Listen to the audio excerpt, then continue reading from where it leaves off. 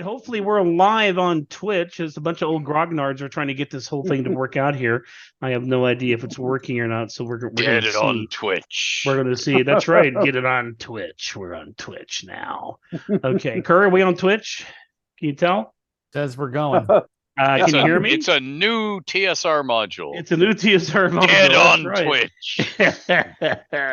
So here we are, Mages and Sages podcast. We here with our usual crew. We actually have two new people here today. George is down under, so apparently it's next week to him at midnight, so he couldn't show up, being that he's in Australia. I can't figure the time thing out for him. But we do have, huh? He's trapped under a drop bear. He's trapped under a drop bear. That's right. Look out. Oh, so we have Grant here with us, who is an old TSR guy and our Wizards of the Coast. He did some modules and stuff back in the day, and of course Matt Forbeck, the man of the hour, with his Shotguns and Sorcery, which I have right here. My little signed copy of Shotguns and Sorcery. Good man. That's right. Well, tell us a little bit more about it because you haven't said enough. Shotguns and Sorcery is, I haven't said enough here today. That's right. That's right. Shotguns and Sorcery is the setting I came up with many years ago. It was originally for 3rd edition. And then I ended up writing a bunch of stories and novels for it. But essentially and then we came out with a Cipher Assisted edition, and then we got a 5th edition version that I wrote with my son Marty, who's 24, is now doing a lot of writing with me because even though I've tried to set a bad example for him, it didn't seem to take. And so he's continuing to follow my footsteps, for whatever silly reasons. But essentially it's a fantasy world where there was a zombie apocalypse that took over the entire planet, except for one area where the free peoples gathered and said, "Hey, dragon, could you keep the zombies off us for a while we build a wall around this place?" And he said, "Sure, as long as you put me in charge." So the Dragon Emperor rules Dragon City that's been protected from the zombies for 500 years now. And you're one of the brave adventurers who has either been born or brought to this place, and now has to figure out how to make a living or make a killing, as the case may be, inside of the Dragon City. So it's all good fun. We just fulfilled the Kickstarter. I'm waiting on one of my other sons to do the virtual tabletop stuff, which he's like this close to. And then as soon as he's done, then we'll release it to the public. So we want to make sure the Kickstarter backers got everything they had been promised before we released it to the public. And that's the one last bit we got to go. And that's me. I was one of the Kickstarter guys. That's right. Live on the air, if you remember, right? I pushed you over the $23,000 mark. I appreciate it. Yeah, that was great. No, it's the guys over at Shard Tabletop says, "Well, we'll do it for free." And I'm like, "Well, I can pay my son here to do it, and he'll have some fun, and he'll learn some skills, and then went to college. What the hell are you going to do?" And, right. He won't learn anything there. Things like grades get in the way, and parties and girls and all that good stuff. So it's did they have girls at American colleges? No, I don't know. Really, it's hard to tell. The occasional. Okay. Pretty sure. There's actually more girls than boys at American colleges these days. So. The occasional girl, I think, don't they? Yeah, it's like 8 to 1, at least it was when I was at school. Of course, all those 8 never found me. So depends on the school you're going to. Pat was originally up at Stout, which was more like 2 guys to every girl, and now he's at Whitewater, which is more the other way around. So right. So y'all keep talking here. I'm going to work on the stream here. Apparently the sound's not going through, so y'all keep chatting amongst yourselves. We're just bullshitting. Right? Yeah. Getting you guys ready for Gen Con? We're already doing Gen Con prep over here, which is kind of yeah. Well, we had to submit our events, but of course they are heavily fictionalized, as in what you send in bears no relation to what's going to happen at the table. Oh yeah. Today. Oh, so it's like a novel outline. How about that? Yeah. You've done these before. You know how this works. Oh yeah. Now there's this thin thing. We're like, "It's going to be exciting and amazing. What's it going to be about?" I don't know. We haven't figured that shit out yet. Yeah, we'll get to that point. So. Yeah, at least I don't have Lorraine leaning on Jim and Jim leaning on the rest of the design staff, saying we've got to have playable demos for everything, and they can only be 10 minutes long, so you can do 5 in an hour, and that means we get 200 done in the convention and edit. It's like whip crackers, man. Gotta watch out. Oh yeah. 200 done in a convention. Isn't that sweet? Ed, are you back on the circuit then? Kind of. Sort of. So this year, Gary Con in a week. I mean, I leave on Friday to film another top secret project.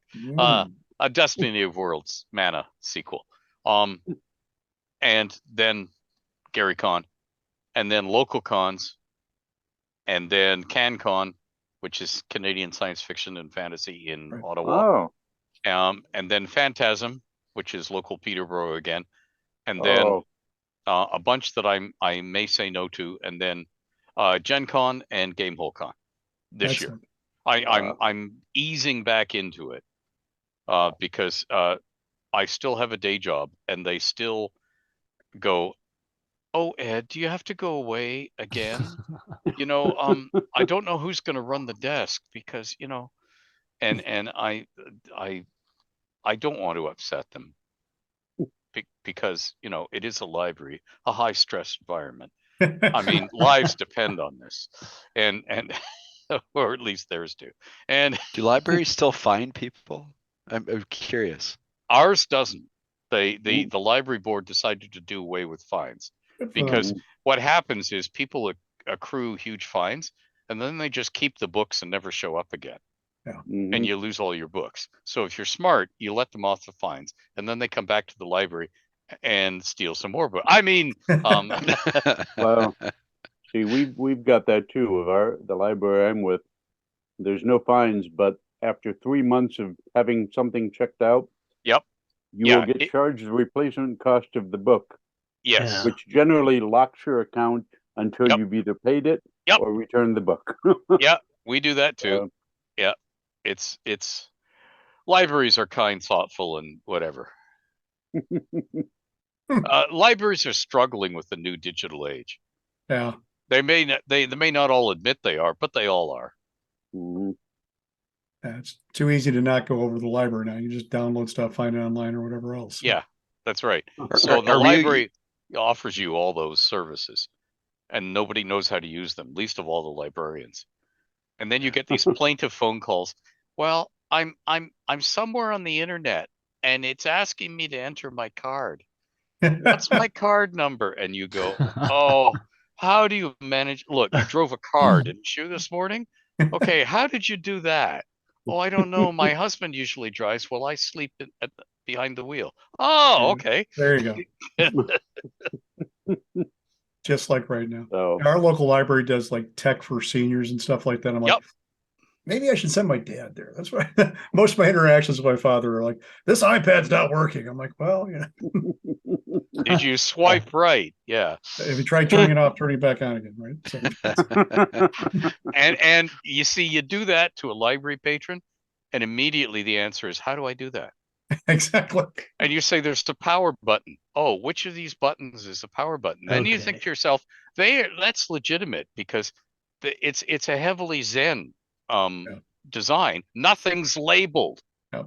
Whereas when we were little kids, because see how old I am, everything came from Germany and it was brushed, burnished aluminum. And everything was labeled. Everything was a knife switch with click stops. It was ever so much easier for human beings to use if they didn't understand it, because they could literally push stuff and eventually it would happen. And instead, it's sort of like, well, you're already ruler of the universe. You know how to do this. Guess what? Most human beings don't. Now they supposedly intuitive, and it is if you know what you're doing to start out with, but almost nobody reads the damn manual anymore. Yeah, right? Exactly. Come on. You wouldn't want to keep it that way because German engineering never allowed things to go to 11. Yes. Can y'all hear it now? I can hear you guys, but you can hear. I can hear you. The they voice say they from can hear a above. little bit, so y'all keep talking. Keep talking. I'm working on it. That's right. Blah blah blah blah. Murmur murmur. It's not a major. Let's the go forehead of doom. Oh no! It's not mages and sages. If Jeff isn't fiddling with tech, it isn't mages and sages. So we should ask questions. We should just go. I hurt. So maybe and I bleed. Okay. Hey. So I'm a question guy. I love asking questions. So Matt, this is your, shotguns and sorcery. Where'd the idea come from in the first place? It's just because I was a huge fan of like Raymond Chandler and J.R.R. Tolkien, right? So two things always got me were high fantasy and noir detective tales. So I thought, what would happen if I tried to mesh those two together, right? And basically take a fantasy world that you would recognize like a D&D type fantasy world and advance it like 500 years. So they've got, all sorts of different technology, but it's all based upon magic. So if you walk into a room, you tap the wall and the lights come on above. If you want to take a ride from one part of the city to another, you put your arm up and a flying carpet comes down. Guy negotiates with you for your rates, and you're off to where you got to go, right? But then have these dark little shadowed areas. You have to be the man who walks the mean streets so that without being mean himself, so you can actually have these wonderful stories that you tell about. And I always just like that attitude more than I like the "have at thee," kind of shit. So, a little bit more grounded, but still its own kind of fantasy, very pulpy in that sense, right? More Conan than Tolkien, I guess, in that sense. But, I just enjoy doing it. I've been playing with a lot of different things over the years, and I'll go through cycles where I get bored of fantasy, right? Your typical standard fantasy, and you're like, well, I just want to do something else. What can I do that's different? So. You basically just destroyed the whole thing with zombies and then figured, okay, let's scoop up some pieces and throw them together in a pile, see what ferments out of that. So it worked out. Originally, it was actually going to be my entry for the Dungeons and Dragons 3rd edition World Hunt, right? But it landed Eberron. So it actually shares some elements with Eberron, just as far as that noirish feel to it and everything. And Keith Baker was the creator of Eberron. He'd actually been a friend of mine. In fact, Atlas Games about 9 months, a year before we had won that, said, hey, we got this new freelancer. Can you kind of, show him the ropes, break him in, show him how to do all this stuff? And it was Keith. And I'm like, yeah, sure. I'll, teach him all this stuff. And then, a year later, he's got a check for $120,000. I'm like, you're doing well, kid. You're okay. Yeah. And he told me that was like, Eberron was like the 8th thing he submitted to that contest. Yeah, exactly. You could submit anything you wanted to, and he was hungry and lean and wanted to get that stuff done, and he threw a lot of things at the walls to see what would stick, and that did. And to his credit, it's a wonderful setting. And I ended up writing the first set of Eberron novels alongside him. Right, we had he wrote a trilogy and I wrote a trilogy, and we kind of traded off month after month. So it was kind of fun to be able to work in that setting. Of course, back then all they had was like, here's 12 pages. Try to stay away from the center of it, work on the edges, and go. Right. Yeah. They did the old TSR thing. Geographically stay out of each other's way. Yeah, exactly. And then books department doesn't have to worry about anything for a couple of years. And then until somebody comes up with wikis and they're like, how does this work together? You're like, yeah. I was making shit up, It's really interesting. I just filmed a thing with Keith, and I was telling him, in the late lamented Bombay Bicycle Club, the little bar that opened off the elevator bank at the old Mark Plaza, which became the Milwaukee Hilton, which they tore down to put the parking garage on it so we could finally park our cars after all these years, because cars were newfangled. I had a night of drinking with Peter Archer, in which this is before the contest, but the contest had been announced, but it wasn't running yet. And he said, I want to do Professor Challenger. I want to do a jungle world, and I want steam locomotives that run on lightning or something. And of course, along comes everyone, you go, and you picked the entry that had all the things in it you wanted. Cool. Hard to believe, right? Yeah. But I mean, great. Oh, yeah. By sheer coincidence, they got exactly what they wanted from the Keith submission. It was marvelous. Keith's a great professional too. I mean, you read a lot of life into that world. So I saw you're up in Canada working with Keith and Elisa, I believe, right? Working on well, you're in Canada anyway, but you were doing something with Tommy, I believe, right? Yeah, and I'll be zipping off to Tommy this weekend to do more. In fact, he keeps messaging me, making sure that I can come and stuff like that. Your car does work, doesn't it? That sort of stuff. All the stuff Canadians ask each other this time of year. You still have a car that's roadworthy? Let me check. See if the rust is taking care of it or not. Yeah. Well, how much snow do you have right now, Ed? Oh, not it. Everything's melting as we speak, and what that means in Canada is your sump pump packs it in, and then you race to buy new stuff before your basement floods, which is what I'm doing now. I should be downstairs fixing the sump pump, and I said, nah, forget it. I've played with that long enough. Let's go talk. And if the basement floods, well, I'll just contact the insurance people. There you go. Oh, okay. There you go. Best to avoid if you can manage it, but yes. Yeah. Because you'll lose about 1,000 books if you get 3 inches of water down there. I mean, Yes. I have already moved the books off all the bottom shelves, and I am an old fart, so I laid down on the floor to do it. Because it's actually cheaper to buy a mechanic's creeper, lie on it, and scoot around the floor. And I recommend this to everybody listening to this podcast. If you are old, get yourself a mechanic's creeper. They have 101 uses, including putting heavy groceries in from the car. Nice. I've discovered the lovely world of repurposing things to do things that the manufacturers never dreamed and the insurance company would never approve of, but it may keep you alive in some moment when you desperately need it, because after all, the insurance guy isn't helping you in a blizzard at midnight. He's in bed asleep. You're struggling on your own, so you might as well do something that the thing wasn't designed to do and not kill yourself. Is it right up there with the golf cart, Ed? Yes. For somebody over a certain age. Okay. Now, here's the thing about golf carts. If you turn the governor up, you fry the engine, but you can get it up over 50 miles an hour. Don't ask me how I know that. I think behind the golf cart you could drag one of those things that you lie on your back on, right? Yes, and no, that's called a neighbor. If you're dragging, or Jeremy Rennie. Yes, well. Oh, bum.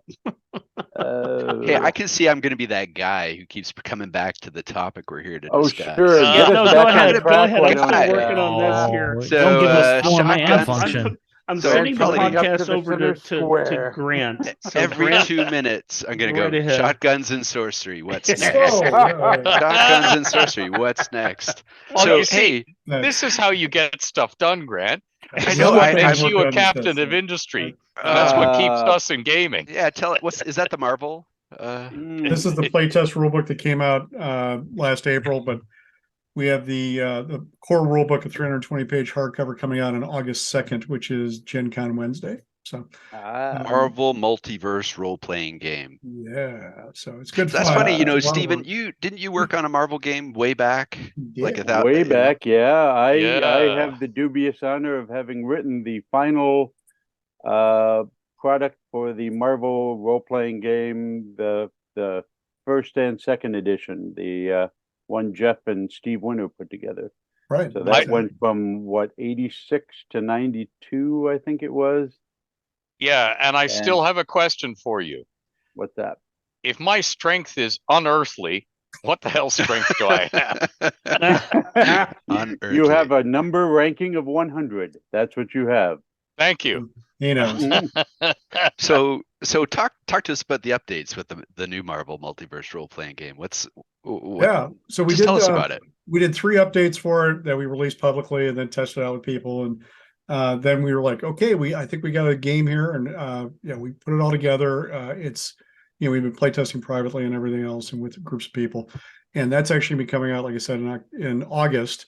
A little bit later than we were hoping, and man, we're right now in the last throes of just before we go to press, because all the stuff gets printed. It takes forever to ship, all that kind of stuff. So, will it be unveiled at Gen Con then? Is that it will be unveiled at Gen Con? Yes, actually, we'll probably have a few copies we can show at Comic Con, which is 2 weeks before that.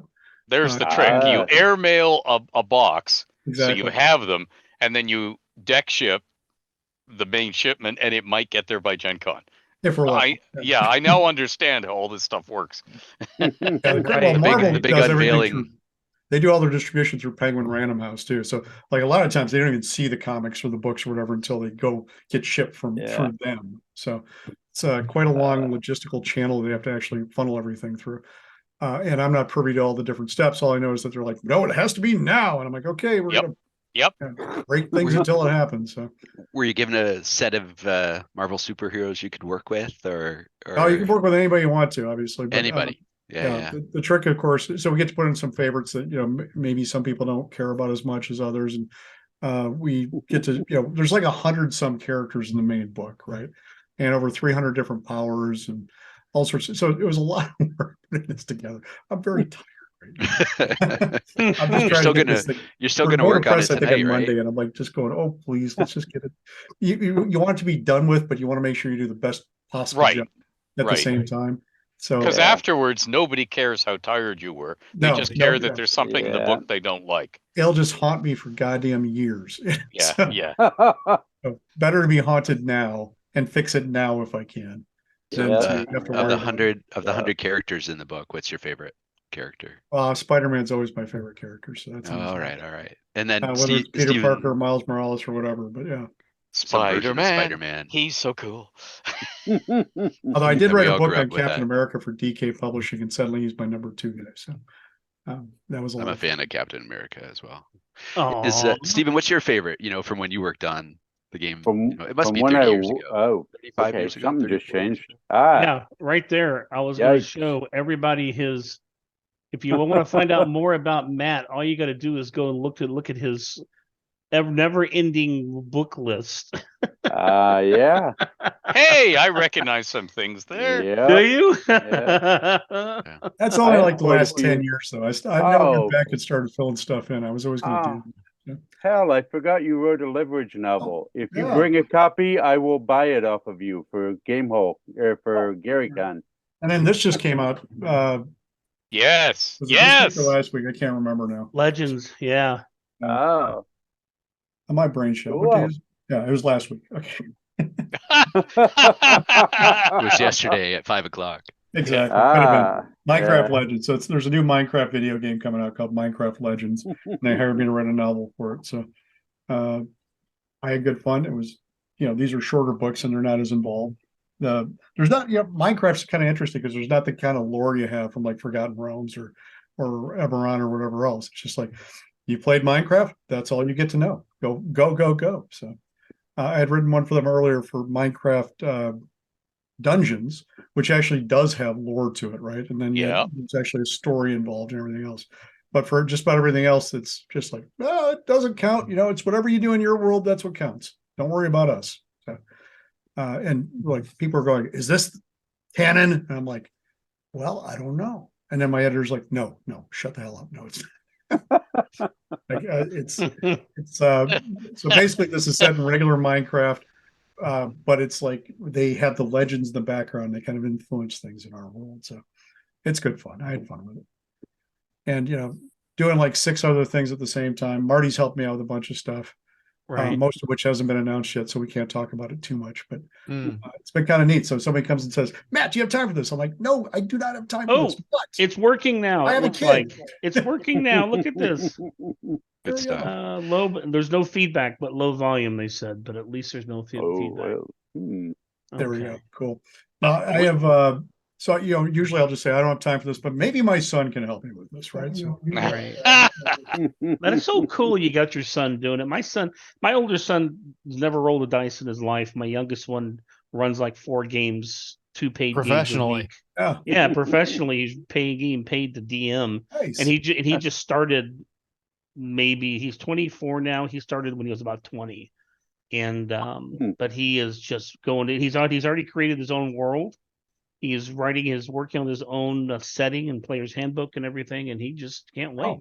You can stop him, Jeff. You can rescue his life before it's too late. When you said he started his own world, you can do an intervention right now. Yeah, Ed could have used one a long time ago. Yeah, just saying. Been there. Yeah. Haven't we all said, "Oh, I only need to build a village for this adventure"? Yes. That's where I'll stop. Yeah. Right. But that road leads somewhere. I've got to keep going. And we won't talk about Grant and his need to complete a map. Yeah. Yeah, I'm a OCD on the. No, the I test found play. out. I found out how to do the maps. You go to Ed's house. You steal one of his maps he That's drew when he right, was yeah. 10 years old. You put it in your computer, and then you flush it out. And now now it's mine.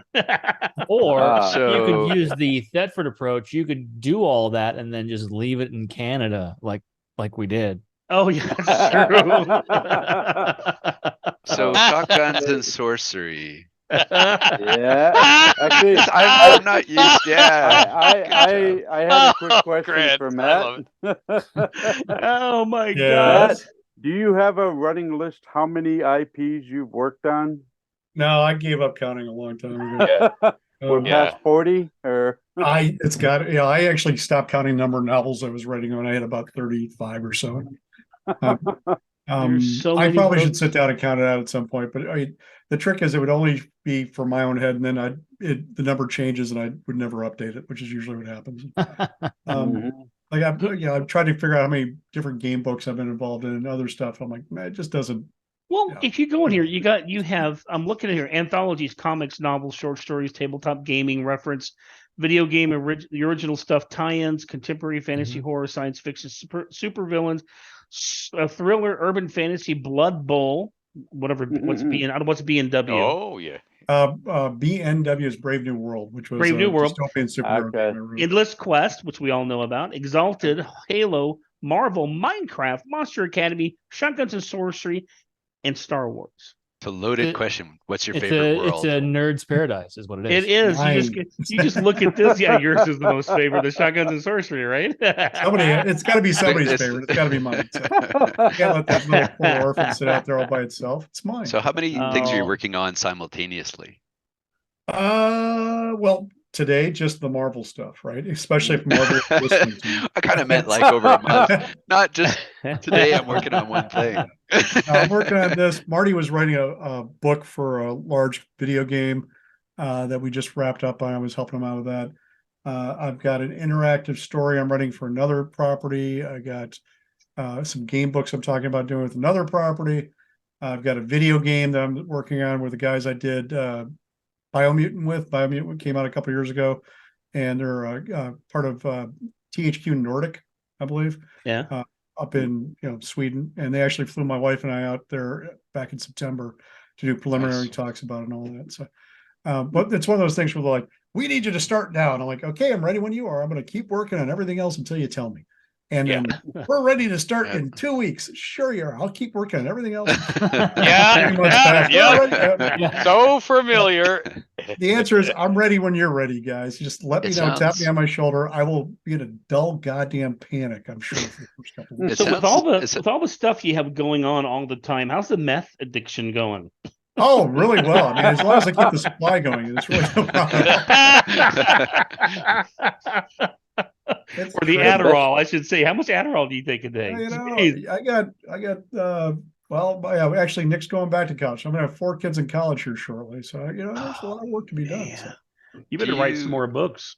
yeah, exactly. Do you and Ed live in that? Marty graduated, got married, all that stuff last summer, and but the quads are all 3 of them in college right now. Nick going back in the summer. So yeah. A quick question. Do you and Ed both live in that NDA world? Yes. I can't Oh, talk about yes. this. I can't talk about this. I can't Yeah. talk about this. See why I'm sitting here so quiet? Yeah. It's like, well, I could tell you something, but But not I on this can't. show. Yeah.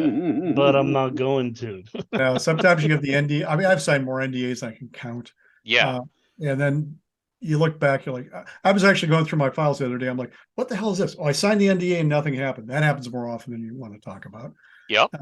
But you're like, oh, I signed an NDA once that had a €500,000 penalty if I broke it. I'm Oh, like, wow. that's really Wow. interesting, guys, because I don't have anywhere near that kind of money. You're Wow. not paying me that well either. So it's, if I break it right now, it's not going to make any difference. But I always take them seriously. Sometimes you have what's called the friend DA, which is you sit down with your buddies in a bar and you can talk as long as you're all under the code of silence. Friend DA. I've never heard that before. That's good. Yeah. But it's all good fun. The funny thing is, this is how it's becomes this old boys network in a way where, I don't have to look for work anymore because people say, do you know somebody who can do this? And because I've got a track record, people just call me up out of the blue. And so I haven't had to knocking a door for something like a decade or more. For people asking to do stuff, which is nice, On the other hand, you're like, I should be doing my own stuff. I should have bigger dreams. I'm like, if I had time, maybe I would, but I got to do this right now. I have a novel I'm supposed to write for Tor that I sold them 10 years ago on a pitch. And then my editor got fired for sexual harassment. And I got shuffled to another editor, and she said, take all the time you need, which is the worst thing in the world to say to me. And cut to like 8 years later, and then another editor picked it up. He's like, yes, let's do it. And then he got let go just recently. He said, I'm on my 4th editor, and I'm trying to get it done this year, hopefully even next month. So as soon as I'm done with the Marvel stuff, I'm going to take a little break, right, go back to the other stuff I got to do, the Marvel stuff, whatever else. So. At least your editors have been let go. My editors die. I kill off editor. Brian Thompson, David Hartwell, Wow. And then at one point, Tom and I were having lunch at a Gen Con because he would come to each Gen Con because Tom Jr., his grandson lived locally. So he would go to Gen Con and talk to all of his authors, visit his grandson and write it off as a business trip. Oh, did I say that out loud? But I mean, at one point he said, okay, Ed, if things get going, I'm going to have to take over your editing your book. And I said, no, because I didn't want to be responsible for killing Tom Doherty. Exactly. You got to fence that off nice and tight there. But yeah, those editors, 2 left involuntarily. So, one actually got to retire though, which was nice. We try not to kill them off if we have a choice. Good editors are hard to find. Yeah, they're tough to kill usually. That's right. But you have a lot of experience apparently. So. Ed does tend to kill them. Neighborhood professional. Yeah, well, he does have that big lot in the back. He has a lot of stuff buried back there, so I don't know. There's a few empty buildings back there. And some trailers. Murder She Wrote thing where it's just the murders follow you everywhere to the point you're like, she must be doing it. She must be. That's right. It's right. You can blame it on your borders. All my professional secrets. You guys are blowing them all. Before we get to the end of this program, I won't be able to move. You were to get a shovel and start digging, buddy. Yeah. Let's bring up Google Maps and put a pin on it. Yeah. That's right. That's right. So it looks like, Ed, I'm going to put Curry on the spot. We're going to be doing it the last week of May. Okay. Coming to you. So. Okay, this is good. Yeah, it'll be great. I currently have a house. He's not ready for you guys. No, because I have borders. Not at all. I have borders, and they moved in the middle of a blizzard. And what that meant is the movers threw everything inside the front door and left. The blue room is stacked to the ceiling. Literally, we edge past it to get in and out. So at the moment, you know that lovely table we sat at? Yeah. Well, first of all, daughter and granddaughter permanently borrowed that little bookshelf unit I was using. No. Okay. And then everything else is literally floor to ceiling mattresses and stuff. So the moment the weather gets good, I will begin shifting stuff out to the trailers in a desperate attempt to have a house that people can like breathe in when they come in the door. Well, and we'll get going. Well, we're gonna rent that place that we found at B&B around the corner. There's one on the street behind your land. Yep. Curry found one. Apparently, nobody wants to go to Coburn because it's only like $117 a day for the entire house. So. And there's only one restaurant about 40 minutes away. Yeah. No, but this way we don't have to. This way we can stay there and not crowd you. Okay. Well, you can walk down through the woods and we'll find your bodies in the spring. Right. We'll go through and mark all that's actually a threat. I'm not sure that's We'll just mark all the mounds in the back going, oh, this mound wasn't here before. All right. So let me turn this into a question. Do authors like Matt and Ed and Steven normally live in chaos? Yes.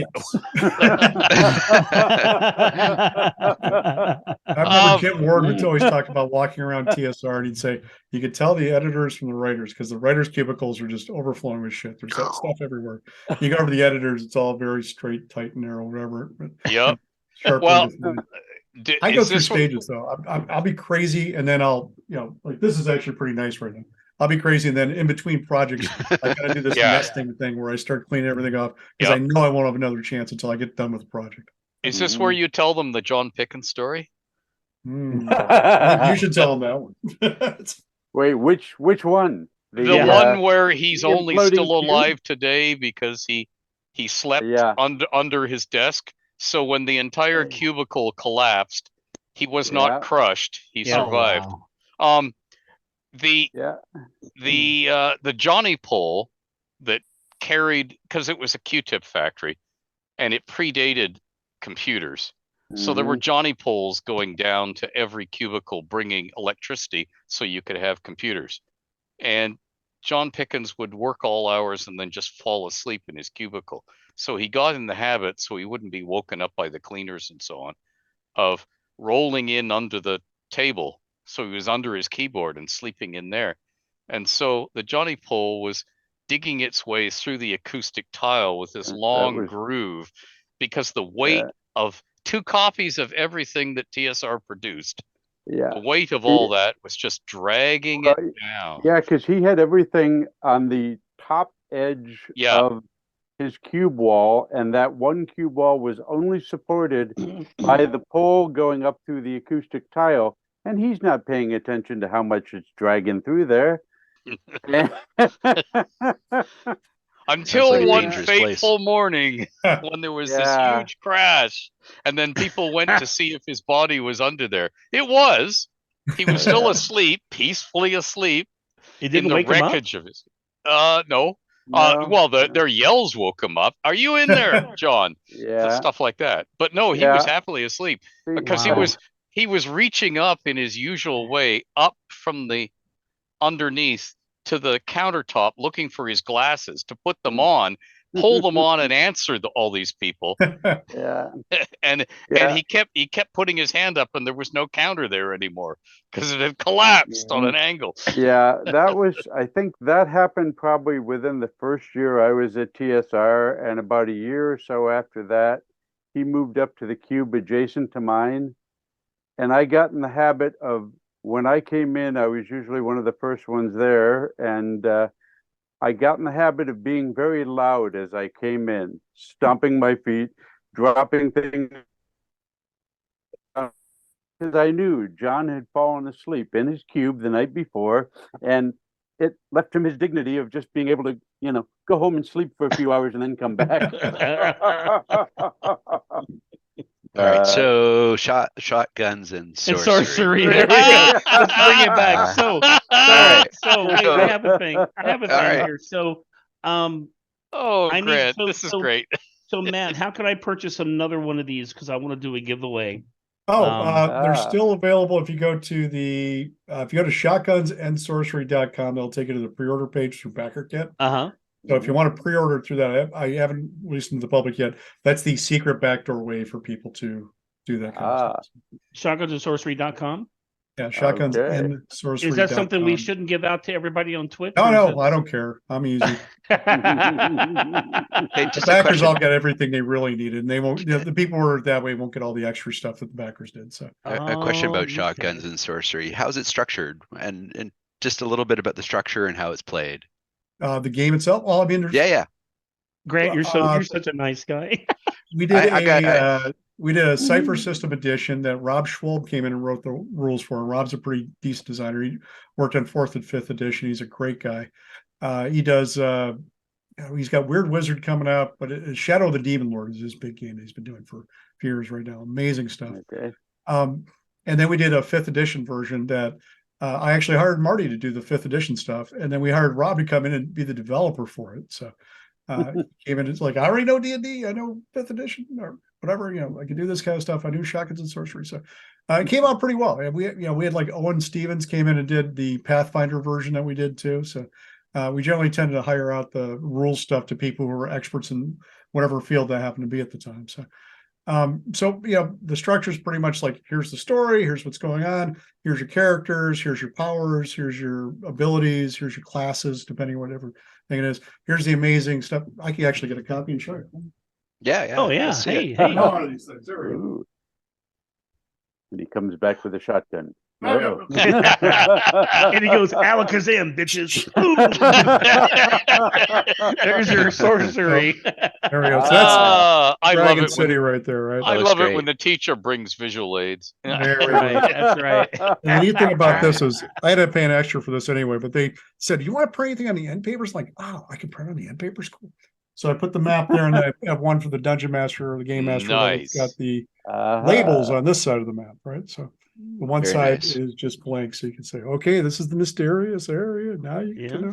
But the interesting Much better thing choice. about Dragon City is you get the dragon up top, and then it's stratified basically by longevity and power, right? So dragon lives up here, the elves are here, the dwarves are here, the gnomes, the halflings, the humans.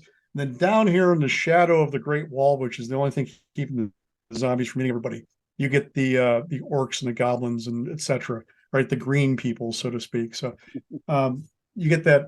Again, that's part of the whole noir thing. Is you have people who are on top and people who are down low and being oppressed, right? And you get to wander amongst all of them because you're one of the investigators, or these adventurers. Essentially, you get to wander from one area to the next. You're kind of like an artist who can walk into a fancy restaurant and also into a slum, right? It's really, I've had a lot of fun with it over the years. I wrote 3 novels and 3 short stories. I'd actually shelved it at one point. I actually sold this as a setting to Mongoose Publishing for 3rd edition. And then my wife got pregnant with quadruplets. And I'm like, guys, I don't think I got time to do this anymore. They said, okay, you can take your time. And then Robin Laws asked me for a short story for an anthology he was doing. And I wrote up a short story using the setting.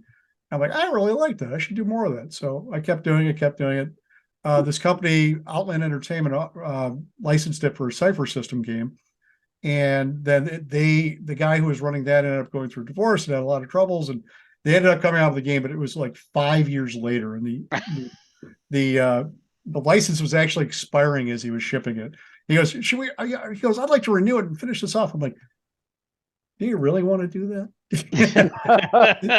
Are you sure? I mean, because if this is just a millstone around your neck, I'd be happy to take that from you. Call it quits. You'll do the artwork. I'll do the writing. We'll get it out the door, and then we'll just have it out. The problem with doing the self-publishing stuff is I'm lazy, right?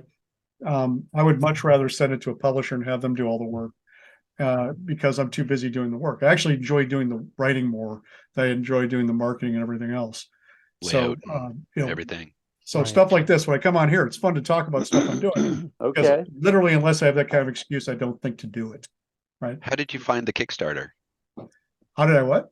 How did you find the Kickstarter? How did I for it? find the Kickstarter? Yeah, Well, how I did made you, how it, so I was just was looked the it up. experience of it? You pull back the covers and there it is. I've run a bunch of Kickstarters. AICK. Back in 2012, I had this crazy idea, which actually led into Shotguns and Sorcery too. But I tried to do write a dozen novels in 1 year, right? And they were 50,000 word novels, so they're short ones. 40,000 is usually the cutoff. And nowadays, most novels, especially 80 to 100. If you're writing a fantasy doorstop, it can be 250 or whatever. But I'm like, I want to write a dozen novels in a year, but I know no publisher is going to swallow a dozen novels from me. So I'm going to break them up into 4 trilogies. I'm going to run a Kickstarter for each one, and then write them. And I managed to do all the Kickstarters funded. We ended up bringing in about 60 grand or so like that, just to get everything going. And then I didn't quite write a dozen novels a year. I wrote 10 novels for that series, and I wrote 10 novels for that series, a leverage TV novel, and 9 issues of the Magic the Gathering comic book, and a novella for StarCraft 2. So I failed, but I failed well, as I like to say. Set yourself some high goals, and if you come in a little short, it's okay, right? And I managed to finish all the books off. One of the trilogies was Shotguns and Sorcery, actually. So when after that, the funny part was then I said, I got this great idea for another series I'm going to do. It's called Loot Drop. I'm going to write this whole trilogy of books about it.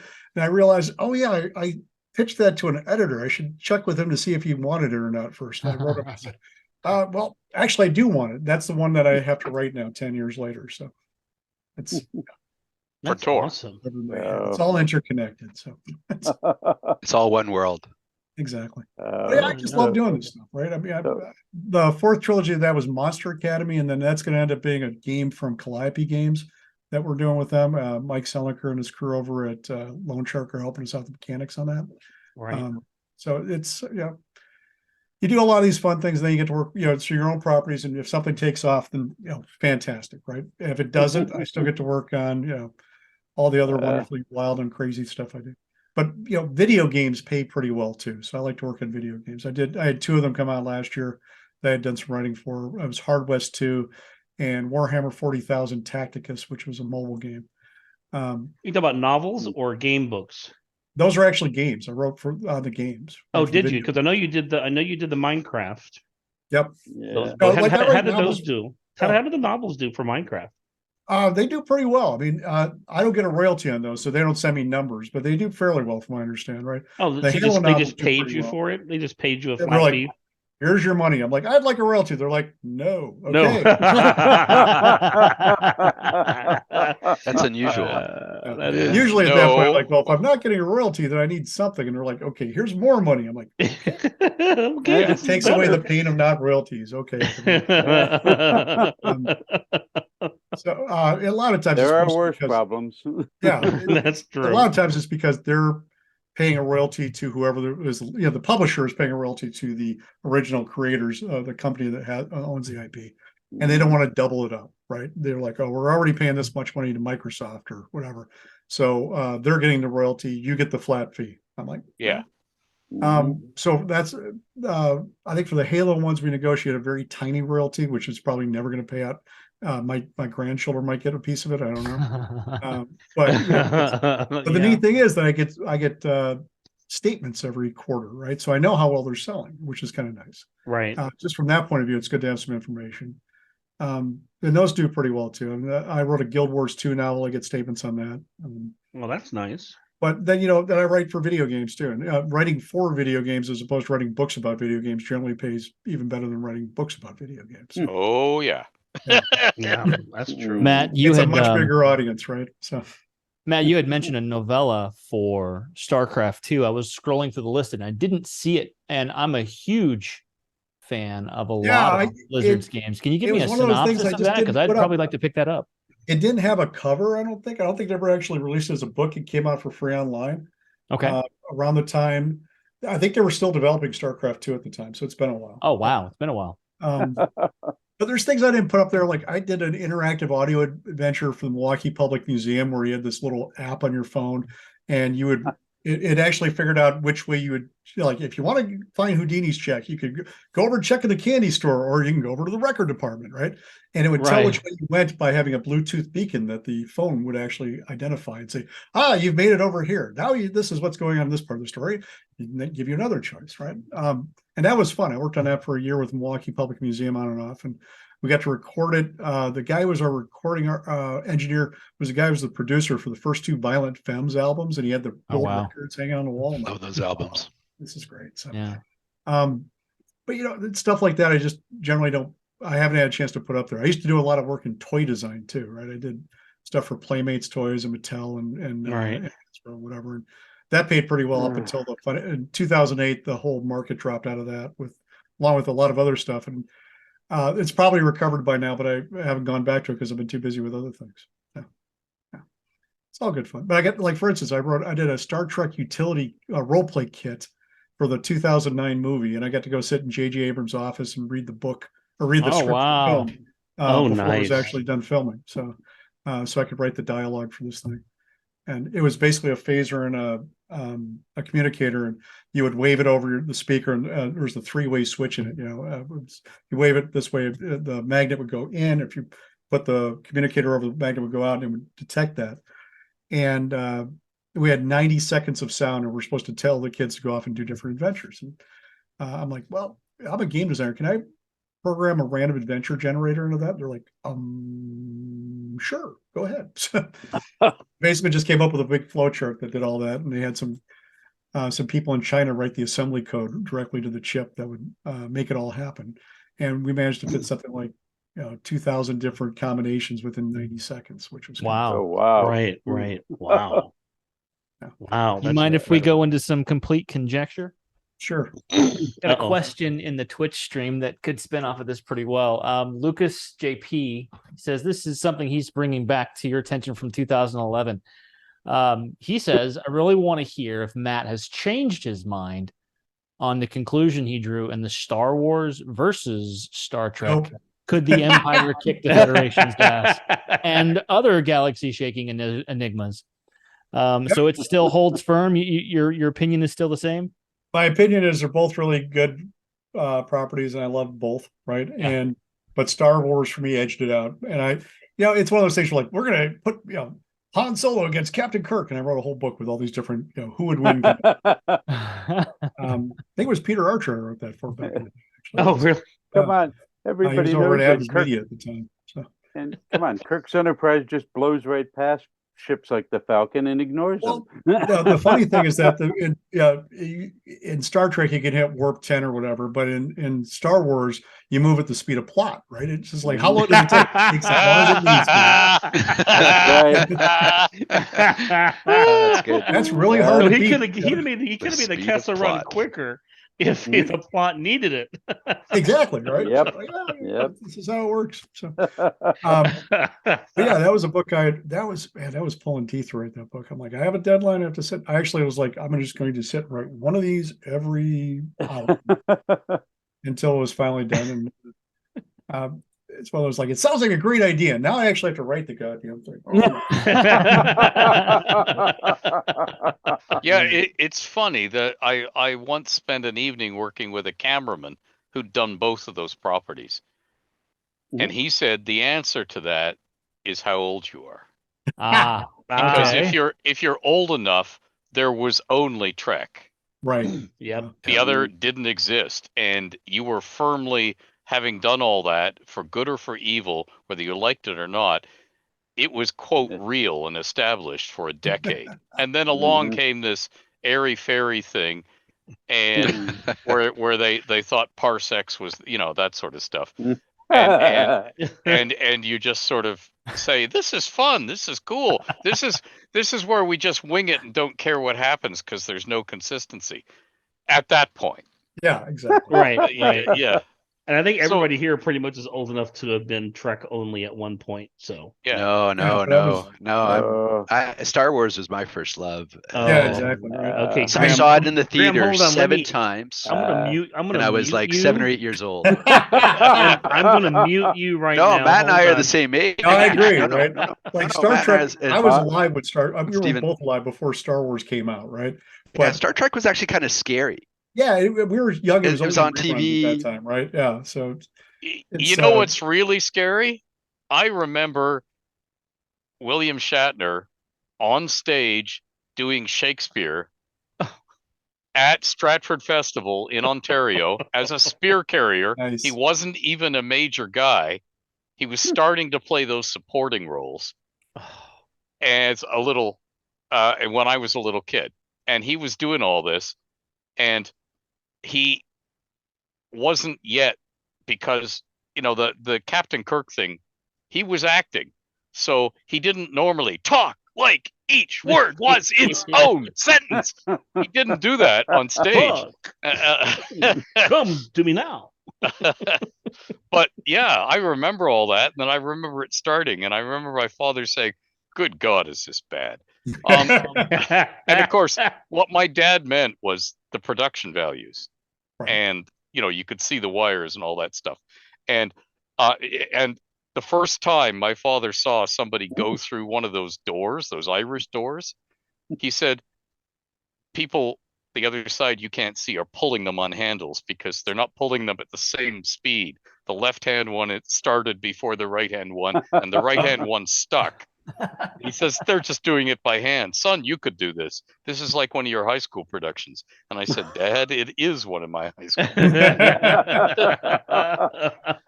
Fair enough. I have to confess that I'm torn on these choices because my initial sci-fi media exposure was the $6 Million Man. Yeah. Oh, that's right. Oh, yeah. God, you're young. There you go. Oh my God. Oh, there's I your remember feel-good watching moment. that. There you go. Make you feel better, Stephen. That leads to a great question. What was everyone's very first memory of sci-fi? I know what mine is. Well, it depends on for mine. I'll go first because mine was yeah, it's a tough one. It was a night gallery. To me, that was science fiction. Oh, You yeah. know, remember Night Gallery? I don't know if Not, anybody not, remembers not that. that creepy little voodoo doll thing, was it? Or- No, I did see that one though, but I'm talking about Night Gallery where they would do the pictures and the whole thing was surrealistic and stuff. So that and Outer Limits, you know, watching these on late night TV on Friday nights. Outer Limits and Night Gallery were two I think two scariest ones for me growing up. And then it was Star Trek because it was every day after school. We'd watch Happy Days. We'd watch I'm dating myself. We'd watch God, Happy you guys Days. are young. We'd watch. Well, I wasn't watching Howdy Doody yet. Happy Days. We would watch. It's howdy doody time. Gomer Pyle. And then it was Star Trek, and then we'd have dinner. That was every night. I was Wow. Maybe the Jetsons or Ooh. the Jetsons. Wow. or Captain wow. Kangaroo. Even Captain Kangaroo. Captain Kangaroo. Okay. Had a little sci-fi elements to it. Yeah. No, he was just high. He was just high. Okay. It wasn't sci-fi.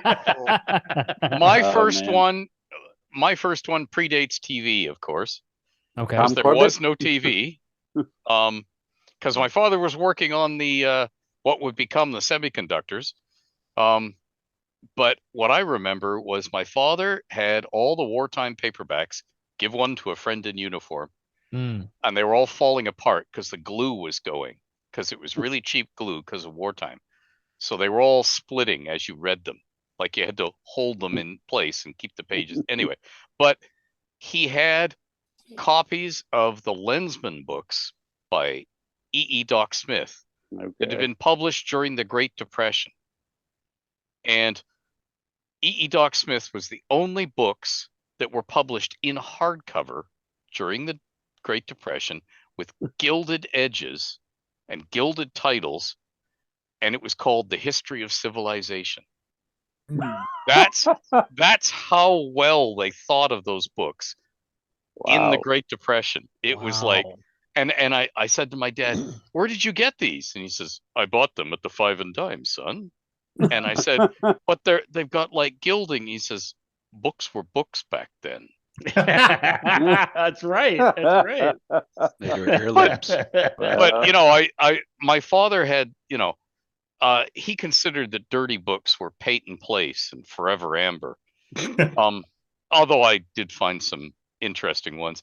And I remember pounding up the stairs from the den with Owl Hoot Trail. She was staked out nude in the sun to die. And of course, this was a pulp wartime thing. And I showed it to my dad and said, "Hey, Dad, this was great. Where's the next one?" And of course, he had a room full of 5-star generals and stuff. And he's going, "Son, let's, why don't we talk about this later?" So this is a good time to say shotguns and sorcery. No, let's back up. All right. Everybody has to tell us their favorite. Did everybody? Oh yeah, we got. I mean, did Matt tell us his favorite? I don't think so. even know what my favorite was. Star Wars, but I mean, my rule of thumb in the 70s and 80s was if Harrison Ford was in it, it was fucking amazing, right? So, yeah. You had Star Wars, you had Indiana Jones, you had Blade Runner, you had all the great ones, right? Mm-hmm. I think my first science fiction stuff, I don't really remember, but I was watching Creature Feature on Channel 18 out of Milwaukee. Yeah, Creature Feature, and, it was Friday nights at like 8:00, and you would see the tarantula creeping across the book slowly. Come back now, Creature Feature. That's right. I watched everything I could see on that thing, right? It was horror and fantasy and science fiction. If you really want to say science fiction that was considered science fiction was a soap opera, was Dark Shadows. There you go. Oh yeah. I could still see my mom watching that in the 60s when I was living in California. You know, and you know something? The thing that brought it home how old I was watching the Johnny Depp Dark Shadows. Yeah. When the guests are coming into the party, you know, when Alice Cooper's performing and he says, "Ugliest woman I've ever seen." Yeah. But the original Barnabas Collins was one of the guests. Was he coming to the door, and he was being helped in? He had a woman was holding either one of his arms, so he didn't fall over. Wow. He was that old, and Johnny Depp made sure he was in the movie. Nice. to He walk had on. he has to be in his 90s now Yeah. at least. Oh my god. Wow, Yeah. that's I incredible. don't think Curry- he's with it. Yeah. Curry, what was your favorite? Your first Well, experience. the questions changed. Favorites Star Wars. Jeff, you've been to my house. I've got more Star Wars crap. Oh than yeah, is he's got Star imaginable. Wars condoms. Are you kidding? Come on. I've got more. Go where no lightsabers. man has gone Come before. before. I've What's it got protect you from? That's I've the got question. 7 lightsabers within reach of me right now. As a matter of fact. Yeah. In case the aliens invade. Right. I just finished building my first complete set Stormtrooper, so the answer to that is Star Wars. My first, I remember still my very first sci-fi TV show. And this was before I was born, but I happened to catch these, and I used to love watching them in the morning. Was called Ultraman, and there was only 30 some odd episodes of Ultraman, but that was my very first memory of a sci-fi television show. My very first memory of a sci-fi movie was, I believe it was Logan's Run. Oh yeah. Oh, yeah. Yeah, Classic. we're all like, yes, I remember that. Polite applause for Jenny Agutter. Okay. Does anybody remember wait. G-Force? Yeah. Oh, Yes. absolutely. Yeah. How about Blake that? 7? How about Blake 7? If anybody, Oh you're yeah, old. all the Yeah. British ones. Yeah. Oh my god, Prisoner. yeah. Blake Yeah. 7, they only made 7 of them. I think 7 or 8. But yeah, I used to love that show. But And Shadow. as we talk about shotguns and sorcery, Yeah. Hey, that's right. We're gonna you hold it know, right here. I was going to segue back to that by mentioning Wild Wild West as another sort of pseudo sci-fi thing that fits in quite well with shotguns and sorcery. I would It think. really does. So is that kind of like the feeling you get when you play this game is like Wild Wild West, or No, I mean, something- I did Deadlands way back in the day, so I didn't want to Mhm. really tread over the same old ground. So I mean, it has less of a Western feel. It's less 1880s and more like 1910s feel, right? Okay. So, Uh-huh. like there's actually a bit in the books where this guy's riding this palanquin that's flying on a flying carpet that's got a machine gun mounted on the top of it. He's firing at the dragon, all sorts of wacky shit like that. So, holy crap. yeah, that's all good fun, right? So yeah, it's a little bit less that way, but that was actually, I got a gig working on Hard West 2, which was a video game I worked on last year, because the guy who was the lead writer in the game had grown up in his teenage years playing Deadlands. He's like, oh, I could get one of the writers from Deadlands. I'm like, oh my God, I'm so old. Holy shit. Oh, I know that Wow. feeling. Yeah, Oh my god. But when I started out doing this stuff. I go to conventions when I was like 13, 14 years old. So, and when I was a professional, I was like in college starting out, and worked for Gary Gygax at New Infinities when I was in college. And so, the idea now that I'm one of the old guard as opposed to this up and coming kid is always kind of strange to me. So Right. I'm used to having right. people who are like, 10 years older than me being the main designers. And it's funny how you say that, because it's really true in every part of the life. My wife the other day was talking to her sister, and she goes, what happened to the old people, the people who take care of all this? And she's like, we are the old people. exactly. I saw a joke about that. It's like, isn't it funny being the same age as old people? I know. Yeah. Yeah, it's exactly right. All you people Beats the listening, alternative, right? It's So- going to happen. It's going to happen one day. You're going to look back and go, what happened?